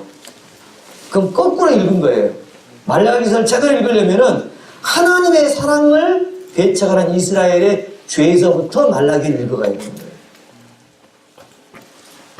자, 우리는 하나님을 사랑한다고 말합니다. 그러면 하나님의 사랑이 우리의 삶 가운데 실천되고 실현돼야 되잖아요. 그게 이제 재물을 잘 관리해서 하나님께 영광을 돌리는 거거든요. 그 구체적인 것이 헌금인 겁니다. 헌금. 그 모든 헌금과 재물 관리의 핵심은 뭐냐면 하나님의 사랑을 배척하는 데서부터 잘못된 길로 가고 있는 거죠. 그래서 단순히 뭐 헌금을 많이 내시오, 뭐 재물을 잘 관리하시오 이런 단순한 이야기보다 가장 근본적으로 하나님의 사랑을 우리가 받아들여야 됩니다. 그 하나님의 사랑을 우리가 마음속에 새겨야 됩니다. 그리고 그 하나님의 사랑을 가지고 우리가 헌신된 삶을 살아가야 되는 겁니다. 그래서 하나님의 사랑이 기반이 되고 보다 주님께 헌신하는 것, 그것이 가장 중요한 신앙의 대원칙인데요. 그렇다면은 여기 재물 관리나 오늘 집중적으로 말씀드리려고 하는 것이 이제 헌금인데요. 어제는 뭐 재물에 대해서 말씀하셨기 때문에 첫 번째 하나님께서 헌금하고 하나님께 마음을 바치라고 하시는 말씀은 그 재물뿐만 아니고 그 재물로 인해서 훼손될 수 있는 하나님을 향한 그 사랑이 문제가 될 수 있기 때문에 하나님께서 먼저 그 재물을 관리하고 또 온전한 11조를 바치라고 말씀하셨다고 우리가 이해할 수 있어요. 가장 중요한 것은 하나님께 대한 사랑이 기반이 되는 겁니다. 그래서 어떤 일이든 간에 하나님에 대한 사랑이 있지 않으면 사상누각이 되는 거죠. 자, 하나님을 사랑하니까 하나님께 맡은 재물을 우리가 관리하는 거죠. 하나님을 사랑하니까 하나님을 위해서 내가 사는 거죠. 그래서 은혜를 보답하고 하나님의 사랑을 지키기 위해서 우리가 재물을 잘 관리하고 또 우리가 헌금을 주님께 드려야 되는 것입니다. 그리고 세 번째, 아까 제가 말씀드렸던 것처럼 이 모든 것들이 이제 하나님께 주어진 거잖아요. 그래서 청지기 정신이라 그러죠. 한번 저를 따라해 보시죠. 청지기 정신. 자, 우리가 건강을 잃어버렸을 때 왜 하나님 저를 아프게 하세요? 원망할 때가 있죠. 잘 들어보세요. 하나님이 우리에게 건강을 지켜줘야 되는 의무가 있는 게 아니에요. 좀 잘 들어보세요. 하나님이 죄인들을 구원해줘야 될 의무가 있는 것도 아니에요. 구원은 하나님의 의무가 아니고 하나님의 은혜입니다. 많은 사람들이 하나님의 은혜를 하나님의 의무로 착각하니까 다 구원받아야지 이렇게 하면서 하나님에 대한 그 공의, 하나님에 대한 공평함, 하나님의 정의를 그러니까 이상하게 의심하고 훼손할 때가 있어요. 은혜는 은혜입니다. 은혜는 의무가 아닙니다. 하나님이 가치 없는 사람들에게 거저주신 게 하나님의 은혜잖아요.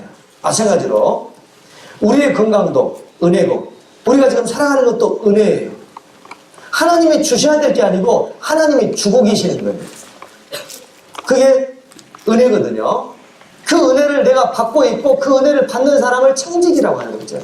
하나님께 맡아서 관리하는 게 청직인데 욥기에 보면 그 욥의 이야기가 그 청지기 정신을 가장 잘 설명하고 있습니다. 욥기를 한번 보시죠. 욥기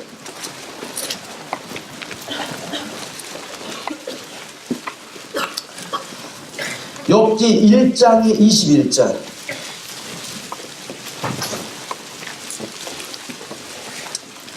욥기 1장의 21절. 같이 읽어보십니다. 가로되 내가 모태에서 적신이 나왔사온즉 또한 적신이 그리로 돌아갈지어라. 주신 자도 여호와시요 취하신 자도 여호와시오니 여호와의 이름이 찬송을 받으실지니이다 하고. 22절도 같이 읽어봅니다. 이 모든 일에 욥이 범죄하지 아니하고 하나님을 향하여 어리석게 원망하지 아니하니라. 참 중요한 말씀인데요. 이 보면 주신 자도 여호와시오 취하신 자도 여호와시니 우리가 불평분만 할 수가 없죠. 근데 우리는 항상 이렇게 생각해요. 하나님은 꼭 주셔야 된다고 생각해요. 없으면 불만이 나오는 거예요. 건강이 그렇고 자녀가 그렇고 모든 것이 하나님이 꼭 내게 뭔가를 해주셔야지만이 될 것 같이 그렇게 하나님을 우리가 생각하고 있는데 그렇지 않습니다.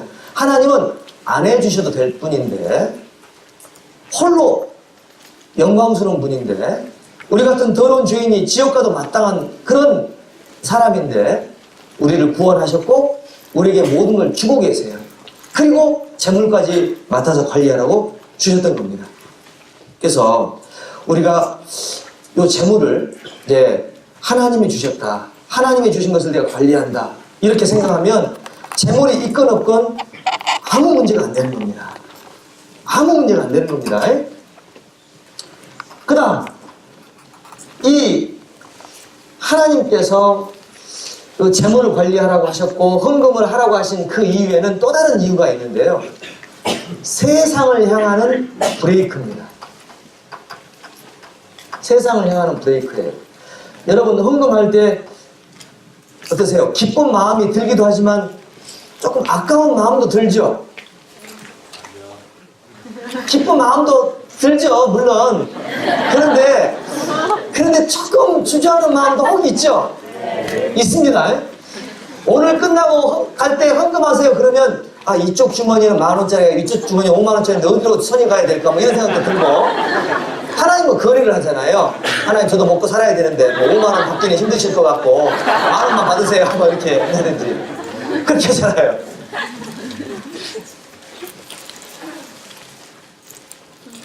세상을 향하는 브레이크입니다. 헌금이 굉장히 중요해요. 세상을 향해서 외치는 외침이에요. 신앙 간증이에요. 내가 세상을 사랑하지 않겠노라. 세상을 사랑하는 마음을 버리겠노라. 간증하는 것이 헌금이거든요.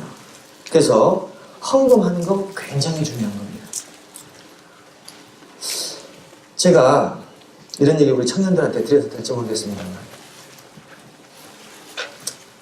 제가 이런 얘기 들었거든요. 어떤 교회 그 집사님인데요. 뭐 교회에서 가장 중요한 위치에 있는 분이에요. 어떤 위치인지 아시겠죠? 그 중요한 위치에 있는 분인데요. 헌금을 안 하세요. 나중에 이제 알려진 건데요. 헌금을 안 하세요. 야, 이럴 수가 있을까?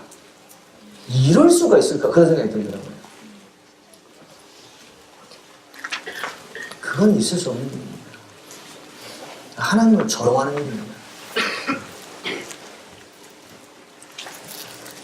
여러분, 우리가 복음을 위해서 우리가 헌금하잖아요. 서로 협력하기 위해서 헌금하지 않습니까? 우리가 물질이 받쳐지지 않으면 어떻게 복음이 전해지겠어요? 어떻게 영혼이 지옥에서 건짐을 받겠습니까? 그 고라의 자손이요. 고라의 자손이 여호와께 이제 대적을 해가지고 그 향단에서 막 불이 나오고 그 다음에 지진이 나가지고 거기서 이제 사람들이 다 빠져가지고 죽고 그랬잖아요. 그죠? 그런데 받쳐진 그 향단 자체는 거룩하니까 그거 하나님이 사용하셨습니까? 안 하셨습니까? 사용하셨죠? 기억 안 나세요? 아니 성경에 보면 개 같은 자에 드리는 제물은 하나님께 가증하다고 말씀하셨는데 왜 그 하나님을 대적하는 사람들의 그 향단을 그 하나님이 사용하실까요? 이상하잖아요. 바쳐진 것 자체는 너무나 귀하다 그 말입니다. 잘못 바쳐진 것이 잘못된 것이지 바쳐진 것 자체는 귀하다는 거예요. 그만큼 하나님은 우리의 헌신을 요구하고 계세요. 하나님은 확인하고 싶어 하세요. 우리가 하나님이 나를 위해서 얼만큼 우리에게 사랑을 주셨는지 그 사랑을 하나님은 확인하고 싶어 하십니다. 그것이 마음으로만 아니고 입술로만 아니고 우리의 삶을 통해서 아브라함이 이삭을 바쳤던 것처럼 확인하고 싶어 하세요. 그래서 고라당들이 바쳤던 그 악한 동기로 바쳤던 그 제단의 물건조차도 하나님은 쓰기를 원하셨던 그 하나님의 마음을 우리가 읽을 수 있는 겁니다.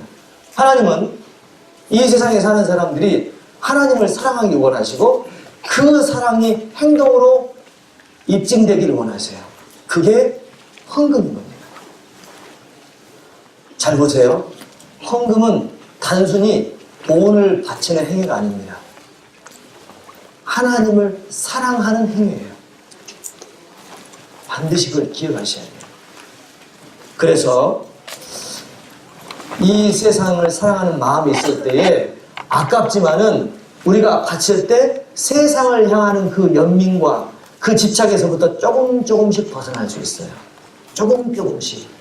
따라해 보시죠. 경건에 이르기를 연습하라. 경건에 이르기를 연습하라고 말씀하셨어요. 우리가 인격이 바뀌기가 쉽지 않지만 계속적인 연단을 통해서 훈련을 통해서 우리의 마음이 바뀌는 경험을 합니다. 헌금이 그 중에 하나예요. 헌금을 많이 하면 할수록 하나님을 더 사랑할 수 있어요. 더 신앙생활의 진보를 가져올 수 있습니다. 중요한 겁니다. 자, 그래서 우리가 요한 3서 한번 읽어보십니다. 요한 3서.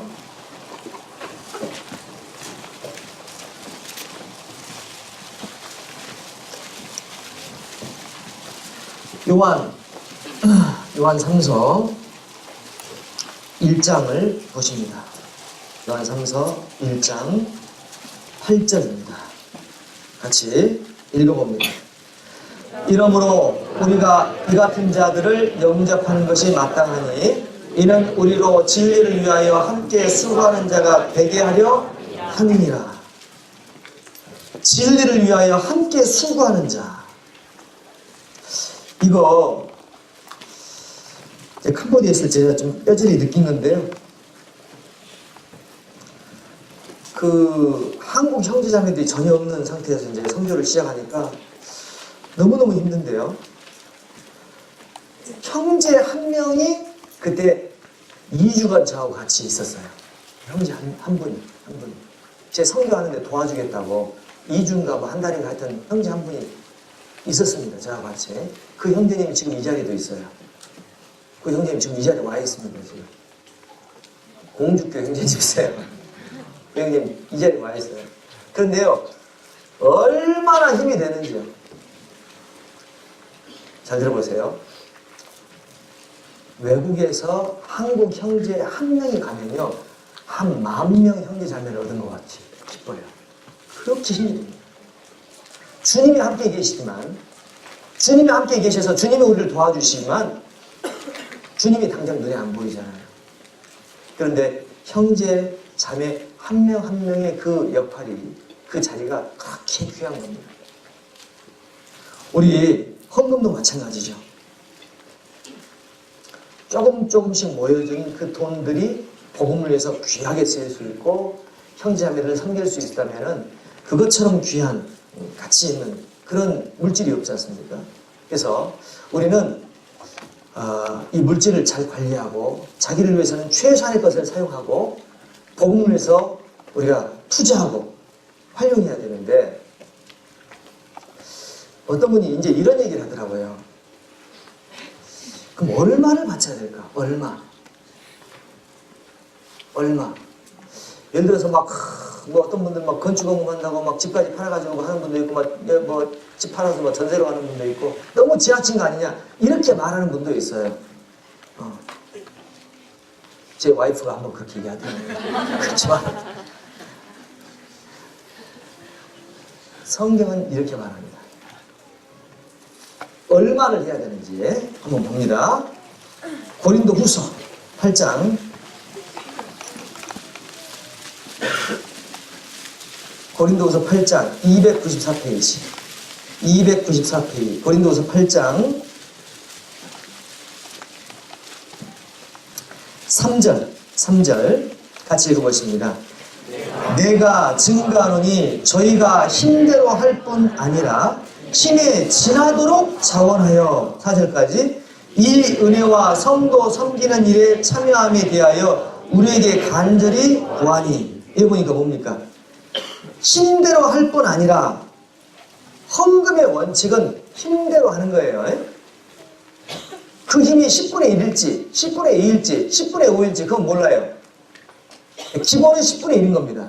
마태복음 23장 23절에 보니까 이것도 행하고 저것도 버리지 말아야 할지니라 예수님 말씀하셨거든요. 이것도 행하고 저것도 버리지 말라. 거기는 10분의 1의 헌금이 들어가 있기 때문에 예수님이 헌금을 말씀하셨는데 10분의 1은 기본인데 힘대로 할 뿐 아니라 이렇게 돼 있잖아요. 물론 이거 연보입니다. 연보는 이제 남을 도와주는 목적에서 하는 거니까 약간 성격은 틀려요. 하지만 동일한 헌금의 성격을 가지고 있습니다. 할 때에 힘대로 할 뿐 아니라 힘에 지나도록 자원하여. 여러분 봉사도 마찬가지예요. 아이고 저 힘들어서 못하겠어요. 이렇게 이제 연말 되면 이제 힘들다고 말씀하시는 분이 있거든요. 그러면 저는 빼드려요. 왜 힘들다고 말씀하시니까 너무 힘들면 지쳐서 쓰러지잖아요. 그러세요? 그럼 안 하시는 게 좋겠네요. 그래 알겠습니다. 조금 더 기도해 보시고 정 어려우시면 말씀해 주십시오. 했는데 여전히 뭐 답변이 없어요. 그러면 안 하고 싶다는 얘기죠. 그럼 빼드려요. 왜? 믿음의 분량대로 지혜롭게 생각하고 말씀하셨기 때문에 너무 힘들면은 그게 오히려 역효과가 됩니다. 제가 빼드리는데 문제는 힘에 지나도록 봉사하는 것도 신앙의 진보를 가져오는 겁니다. 그 분명히 아셔야 돼요. 힘대로 하는 것도 중요해요. 하지만 할 수만 있다면 힘에 지나도록 하는 것이 더 좋아요. 그게 원칙입니다. 여기 보면 11절, 12절 같이 읽어보십니다. 이제는 행하기를 성취할지니 마음에 원하던 것 같이 성취하되 있는 대로 하라. 할 마음만 있으면 있는 대로 받으실 터이요 없는 것을 받지 아니하시리라. 그러니까 빚내서 뭐 헌금까지 할 필요가 있겠냐. 물론 그거 합당하지 않을 수 있죠. 네. 하지만 성경은 말씀하셨어요. 있는 대로 하라. 없는 것은 받지 아니하시리라. 이렇게 말씀하셨지만 그 전에 저희가 힘대로 할 뿐 아니요 힘에 지나도록 자원하여. 제가 캄보디아에 선교했던 얘기 말씀을 드릴게요. 캄보디아에 선교를 하는데요. 돈이 부족하잖아요. 그 게스트하우스에 가서 이제 선교여행 가면 게스트하우스를 가야 돼요. 그러면 잠을 자는데 어떻게 잠을 자냐면 제일 싼데 제일 싼데 가면은 침대 위에 구더기가 지나다녀요. 침대 위에 구더기가 지나다녀요. 그런데 잠을 잤거든요. 근데 침대가 있잖아요. 침대가 이게요 가운데가 이렇게 들어가. 너무 많이 자가지고 침대가 완전 이제 막 자동이 됐어요. 이렇게. 그렇게 잠자고 나면 허리가 뻐근합니다. 돈 아끼려고요. 한국의 형제자매들이 준 그 피땀이잖아요. 그 돈 아끼려고 그렇게 전도하고 다녔거든요. 그 프린트를 만들어가지고 이제 유인물로 이제 거리 전도를 해야 되는데 한국 같으면 그거 인쇄하면 되잖아요. 돈을 아껴야 되지 않습니까? 칼라 프린터를 사. 칼라 프린터를 이제 제가 한국에 사서 이제 가져왔거든요. 근데 칼라 프린터를 사서 이제 이걸 하면 좀 번지니까 좀 안 좋긴 한데 조잡하기도 하고 이제 레이저 인쇄기도 있고 뭐 다 있지만 비싸요. 토너도 비싸고. 그걸 할 수가 없어요. 그럼 칼라 인쇄기를 사가지고 거기다가 이제 무한 리필 그 잉크 리필러 있잖아요. 그걸 이제 달면 이제 무한 리필이 됐고 그러는데 그것도 아까워. 그것도 아까우니까 또 그런 것이 흔치 않아요. 거기에 주사기 있죠. 주사기로 이 잉크를 이렇게 빨아 당겨가지고 그 카트리지 뭡니까? 그 꽁다리 딱 떼면 그 꽂는 데 있어요. 그거 아세요? 그걸로 이제 넣다가 잘못 넣으면 또 이제 잉크가 다 흘러. 그리고 또 이제 뭡니까? 이 카트리지가 또 고장이 나. 그래가지고요, 정말 날밤을 새가지고 그거 인수해가지고 그거 가지고 1,500명 전도했습니다. 그거 인수해가지고 1,500명을 나눠주고 우리 공주교 형제도 거기 같이 갔었잖아요.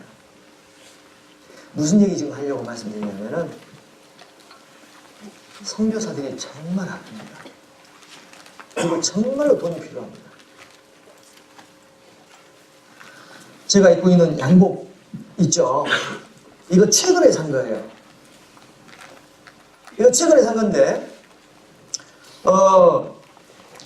우리 전도인들 양복이 펑퍼진 패션이잖아요. 옛날 패션 다 펑퍼짐 하잖아요. 근데 요새는 뭐 다 달라붙잖아요. 그래서 이제 펑퍼짐한 거 입고 다니면 이제 전도 집회 할 때 이제 세상 사람들 볼 때 욕한다고 그래가지고, 이거 샀어요. 이거 샀다고 지금, 이거를. 요거 7만원인가 8만원이에요. 제가 사는 양복은 거의 5만원짜리, 7만원짜리. 비싸면 9만원. 9만원은 몇 번 생각하고 삽니다.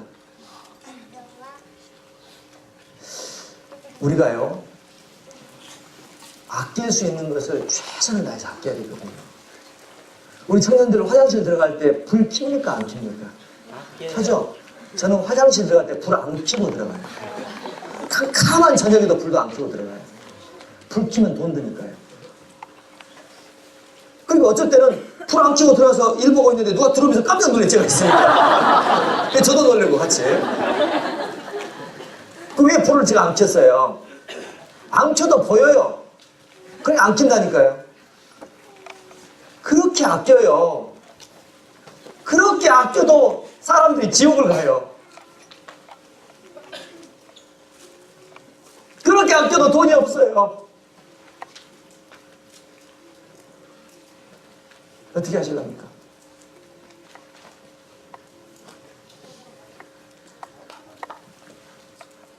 성교는 정말 힘들고요.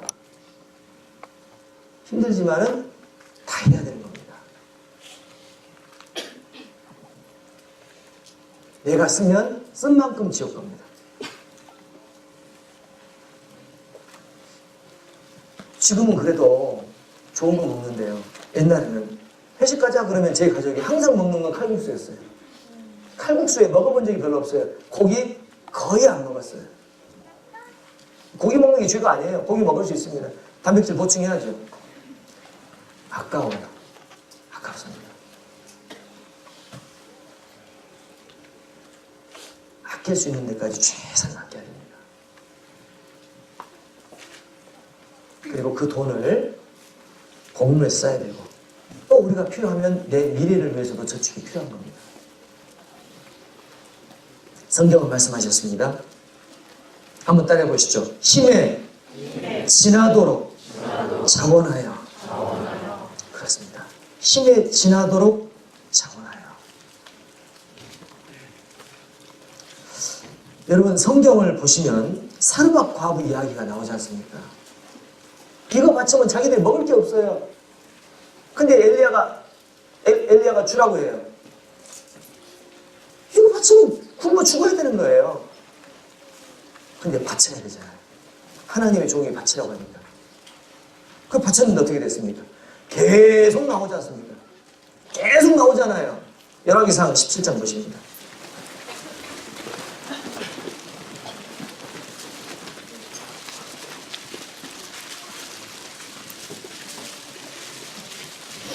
열왕기상 17장 13절 12절 13절 같이 읽어봅니다.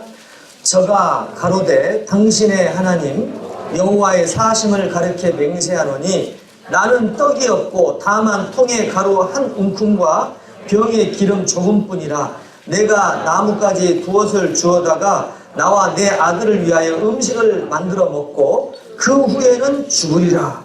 13절 엘리야가 저에게 이르되 두려워 말고 가서 내 말대로 하려니와 먼저 그것으로 나를 위하여 작은 떡 하나를 만들어 내게로 가져오고 그 후에 너와 내 아들을 위하여 만들라.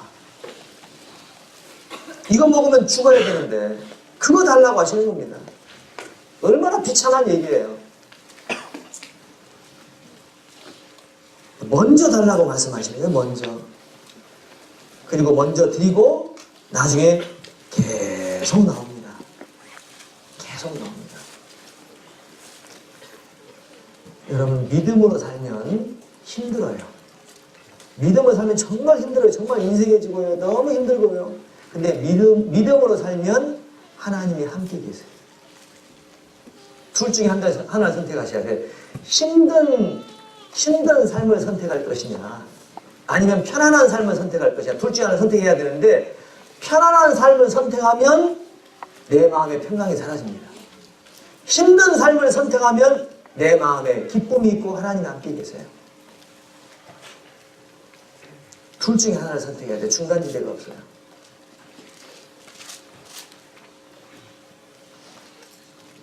자, 우리는 물질을 하나님의 것으로 관리해야 됩니다. 그리고 그 물질이 복음에서 쓰여져야 됩니다.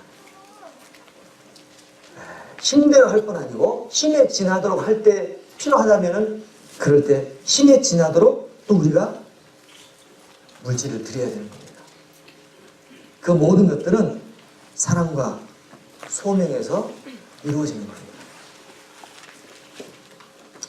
C.T. 스터드가 죽을 때요, 한 유명한 이야기가 있습니다. C.T. 스터드가 아프리카 콩고에서 19년간 사역을 하다가 거기서 돌아가셨잖아요. 자기 딸이 이제 왔는데 딸한테 딱 한마디 하고 돌아가셨어요. C.T. 스터드가 갑부였지 않습니까? 근데 그 모든 돈을 복음을 해서 다 써버린 거예요. 그 딸한테 한 얘기가 있는데, 딸아, 내가 주님께 다 드려서 네게 줄 게 없구나. 그 말씀하시고 돌아가셨어요. 내가 복음을 해서 다 써버렸기 때문에 네게 줄 게 없구나. 요한 웨슬레가 88세에 주님께 가셨습니다. 근데 요한 웨슬레가 죽었을 때 그 전 재산을 다 조사해 보니까 주머니에 동전 몇 개만 남아 있었습니다. 전부를 번제로 드린 거죠. 완전히 태워드린 겁니다, 자기를. 주머니에 동전 몇 개 남았고 다 주님께 드리고 돌아가셨어요. 저는 지금도 그 할머니 이름 기억납니다. 돌아가셨어요. 윤구은 할머니예요. 윤구은 할머니. 그 할머니가요, 30분을 걸어서 또는 어쩔 때는 1시간을 걸어서 교회당을 오세요. 그 버스비를 아껴가지고 그걸 헌금하셨어요. 그 할머니 이름이 윤구은 할머니세요. 저는 지금도 그 할머니 이름이 기억납니다.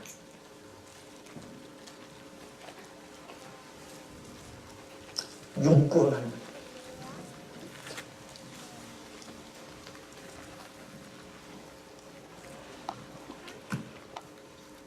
둘 중에 하나가 있습니다. 편안한 삶을 살려면 그냥 가세요. 신앙생활은 어려워요. 고난이 있고 십자가의 길입니다. 지금 포기하는 게 좋습니다. 지금 포기하는 게 좋아요. 주님을 따라가려면 그 고난의 길을 우리가 가야 되는 겁니다. 그런데 그 끝에는 주님이 계셔요. 그 끝에는 주님이 계셔요. 다 떨어지고 완전히 거지가 됐는데 그 끝에 가보니까 주님이 계셔요. 주님이 계신 그 길을 우리가 가야 되는 겁니다. 아시겠죠? 그 길을 가셔야 됩니다. 우리 청년들이 그 귀한 길을 가야 됩니다. 가장 값진 것을, 가장 귀한 시기에 그걸 주님께 드려야 되는 겁니다. 에스겔서 48장이 뭐라고 되어 있어요? 저를 따라해 보시죠. 여호와 삼마, 여호와께서 거기 계시다. 여호와 삼마. 그 끝에 가보니까 주님이 거기 계신 거예요. 고생했다. 고생했다. 우리가 사실은 재물이 설교의 제목이 되는 것은 부끄러워해야 됩니다. 어떻게 전도할까? 어떻게 성화될까? 어떻게 우리가 교회를 섬깁니까? 그것이 테마 교제의 주제가 돼야지. 재물을 어떻게 관리할까? 헌금을 얼마나 드려야 될까? 그것이 주제가 되는 것은 사실은 부끄러운 이야기예요. 그러나 부끄러운 이야기여도 그게 신앙의 걸음마기 때문에 우리가 거기서부터 신앙을 시작해야 되겠죠. 자, 우리 오늘 두 가지 공부해봤습니다. 가장 중요한 거, 두 단어 기억나십니까? 첫 번째, 사랑. 두 번째, 소명. 그리고 그 모든 것들을 하기 위해서 신앙의 피라밋을 잘 쌓아가야 돼요. 신앙의 집들을 잘 쌓아가야 됩니다. 그 중에 섬김, 헌신이 있습니다. 거기에 우리의 재물 관리가 있고 우리의 헌금이 있어요. 얼마를 드려야 되느냐? 헌금의 종류를 어떤 걸 내가 차려야 되느냐? 그거 중요한 게 아니에요. 힘대로 하고 힘에 지나도록 하는 거. 그것이 대의 원칙입니다. 성경은 원칙만 나와 있고 적용은 내가 내 믿음의 분량에 맞게끔 하는 거예요. 아시겠죠? 적용은 내 믿음의 분량에 맞게끔 하는 거예요. 그렇게 보시면 좋을 것 같습니다. 자, 주님이 과부가 2렙돈을 헌금하는 것을 보셨다고 나와 있잖아요. 그죠? 한 구절만 보고 이제 질의응답 잠깐 말씀드리고 마칠 텐데요. 우리 누가복음 21장 한번 보시죠. 누가복음 21장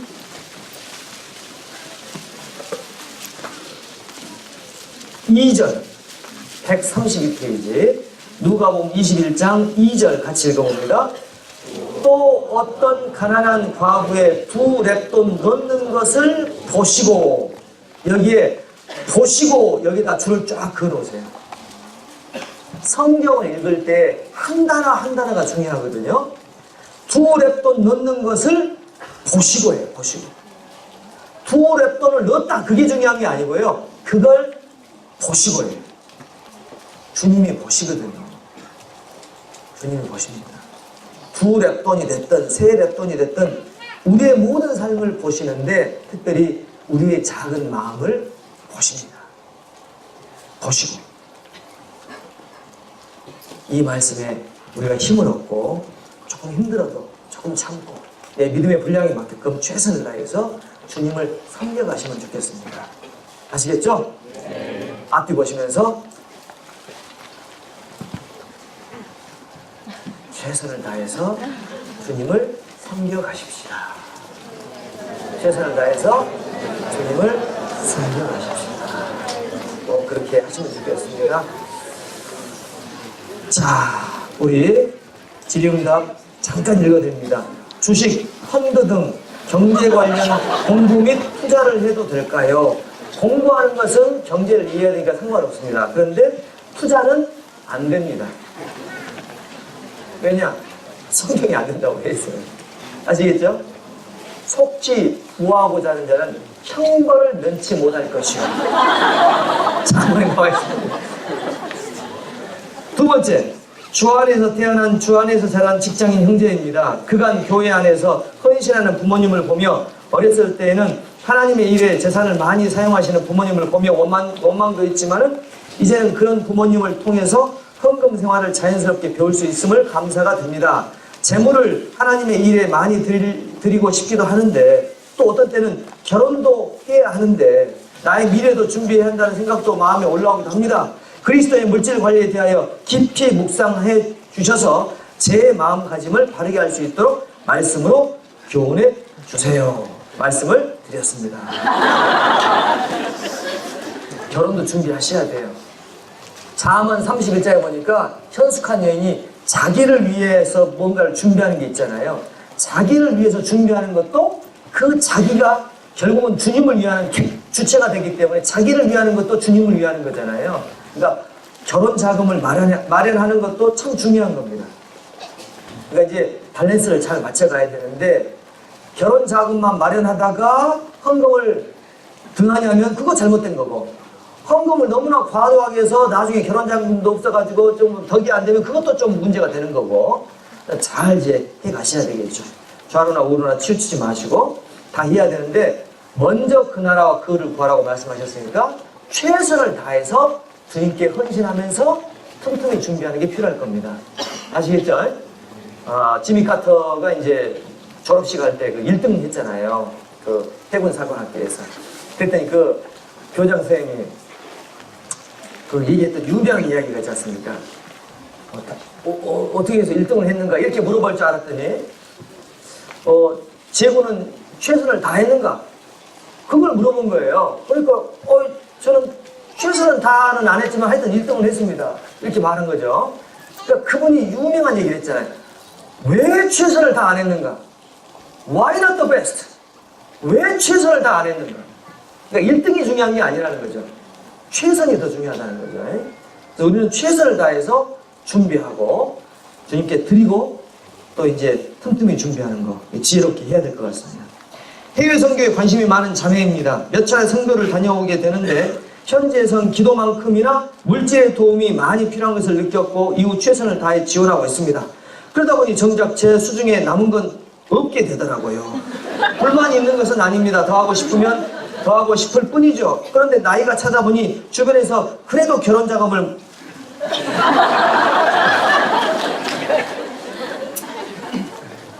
결혼도 해야죠.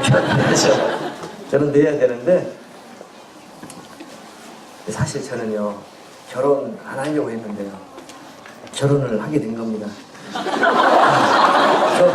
결혼을 안고 주님을 섬기는 것이 가장 아름다울 수 있어요. 결혼하는 것도 아름다운 건데 결혼 안고 주님만 바라보면서 남은 삶 열심히 사는 것도 아름답습니다. 네? 너무 하려고 들지 마시고 너무 그렇다고 그냥 독순주의로 뭐 살려고 하지도 마세요. 믿음대로 주어진 환경대로 주님이 인도하시는 대로 하시면 되겠습니다. 아시겠죠? 네. 결혼 얘기가 나오니까 눈이 반짝반짝 하셔요. 그 다음에 네 번째, 물질이 가장 작은 것이라고 말씀하시고 저도 맞는 말씀이라고 생각하고 살아갑니다. 하지만 여유로운 정도가 아니라 정말 하루 벌어 하루 먹고 사는 정도가 되니 믿음이 더욱 필요한 것 같습니다. 교회 가운데 많은 종류의 헌금이 있고 그 중에 건축 부분도 있습니다. 힘에 지나도록 할 수 있는 물질에 대한 믿음을 더 가질 수 있도록 말씀으로 가르쳐 주세요. 말씀드렸습니다. 말씀드렸습니다. 힘에 지나도록 그렇게 하는 게 좋습니다. 힘에 지나도록. 건축 같은 것은 특별히 힘에 지나도록 할 필요가 있거든요. 그래서 최선을 다해서 하시고요. 그러면 또 필요한 부분도 주님이 도와주실 겁니다. 이상한데요. 이상한 게 돈이 그렇게 안 부족해요. 그렇게 계속 이제 복음 가운데 이렇게 살고 그러는데 크게 제가 돈이 뭐 힘들다, 뭐 돈이 없다 이렇게 생각해 본 적이 별로 없어요. 제가 그 한화 NCC에 다녔었거든요. 한화 NCC 아세요? NCC가 한화 납사 크래킹 센터, 그래서 한화 NCC가 한화그룹에 있는 석유학 중진류 브레센터인데 거기 지금 연봉이 제 포지션에 1억 2천이에요. 제 포지션에. 근데 지금 제가 교회에서 받는 돈은 말씀은 안 드립니다. 말씀 안 드려요. 전혀 안 부족해요. 굉장히 작지만 괜찮아요. 사는데 별 지장 없어요. 주님이 다 도와주시고 5만원짜리 양복 사입으시면 돼요. 1년에 한 번에 많이 사입으시면 돼요. 어려운 거 없습니다. 어려운 거 없어요. 뭐 바자에 또 나온 거 그냥 대충 주워지 입고 다니시면 돼요. 저희 아이도 그거 많이 입고 다니고 저희 집사람도 그거 많이 입고 다니고 저희 집에는 가구는 거의 50%가 주워온 거예요. 아파트에서 버린 거 그냥 주워온 거예요. 그거 뭐 해도 뭐 상관없어요. 뭐 사는데 지장 없으니까요. 누가 와서 이거 어디서 주워왔어요? 명품에 없어. 뭐 그런 게 아니고 누가 몰라서 버린 거지. 그거 가져온 거지. 자, 그다음에 5번입니다. 자기 소득의 11조를 드리라고 하셨는데 소득이 없을 때는 11조를 어떻게 해야 하나요? 이것도 좀 문제죠. 있는 것을 받으실 터요 없는 것을 받지 아니하시리라. 그 원칙으로 한다면은 안 드리는 게 맞겠죠. 하지만 마음이니까 하시는 게 더 좋습니다. 안 하셔도 하나님이 딱히 뭐 말씀 안 하실 수 있겠죠. 뭐 네가 없어서 안 했으니까 할 수 없잖아 하고 그럼 뭐 하나님 뭐 따지시겠어요? 그런데 할 수 있다면 하시는 게 좋잖아요. 이해가 되시죠? 그렇잖아요. 그거 물어보셔야 되겠어요. 그거. 마음인데.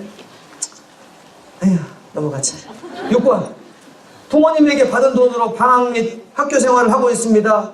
헌금과 회비, 수련회 회비를 내야 하고 전도할 때 사용하는 금전까지 적절하게 사용하는 방법이 무엇인가요?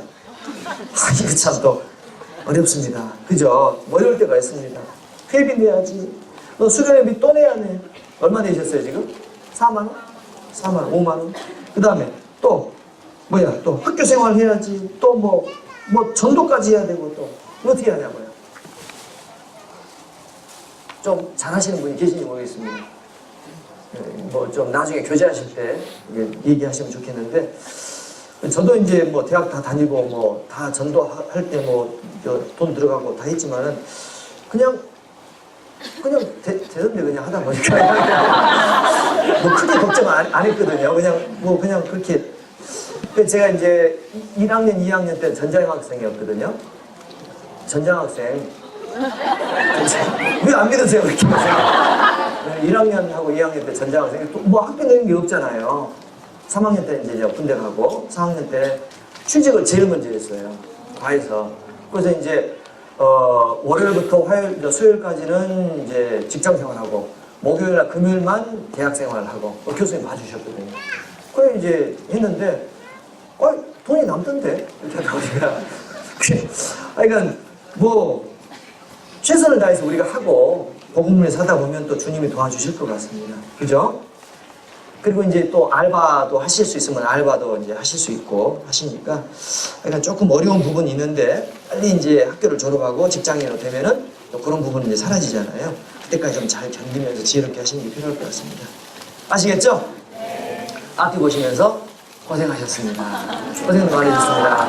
고생 많으셨습니다. 네, 기도하고 끝내겠습니다.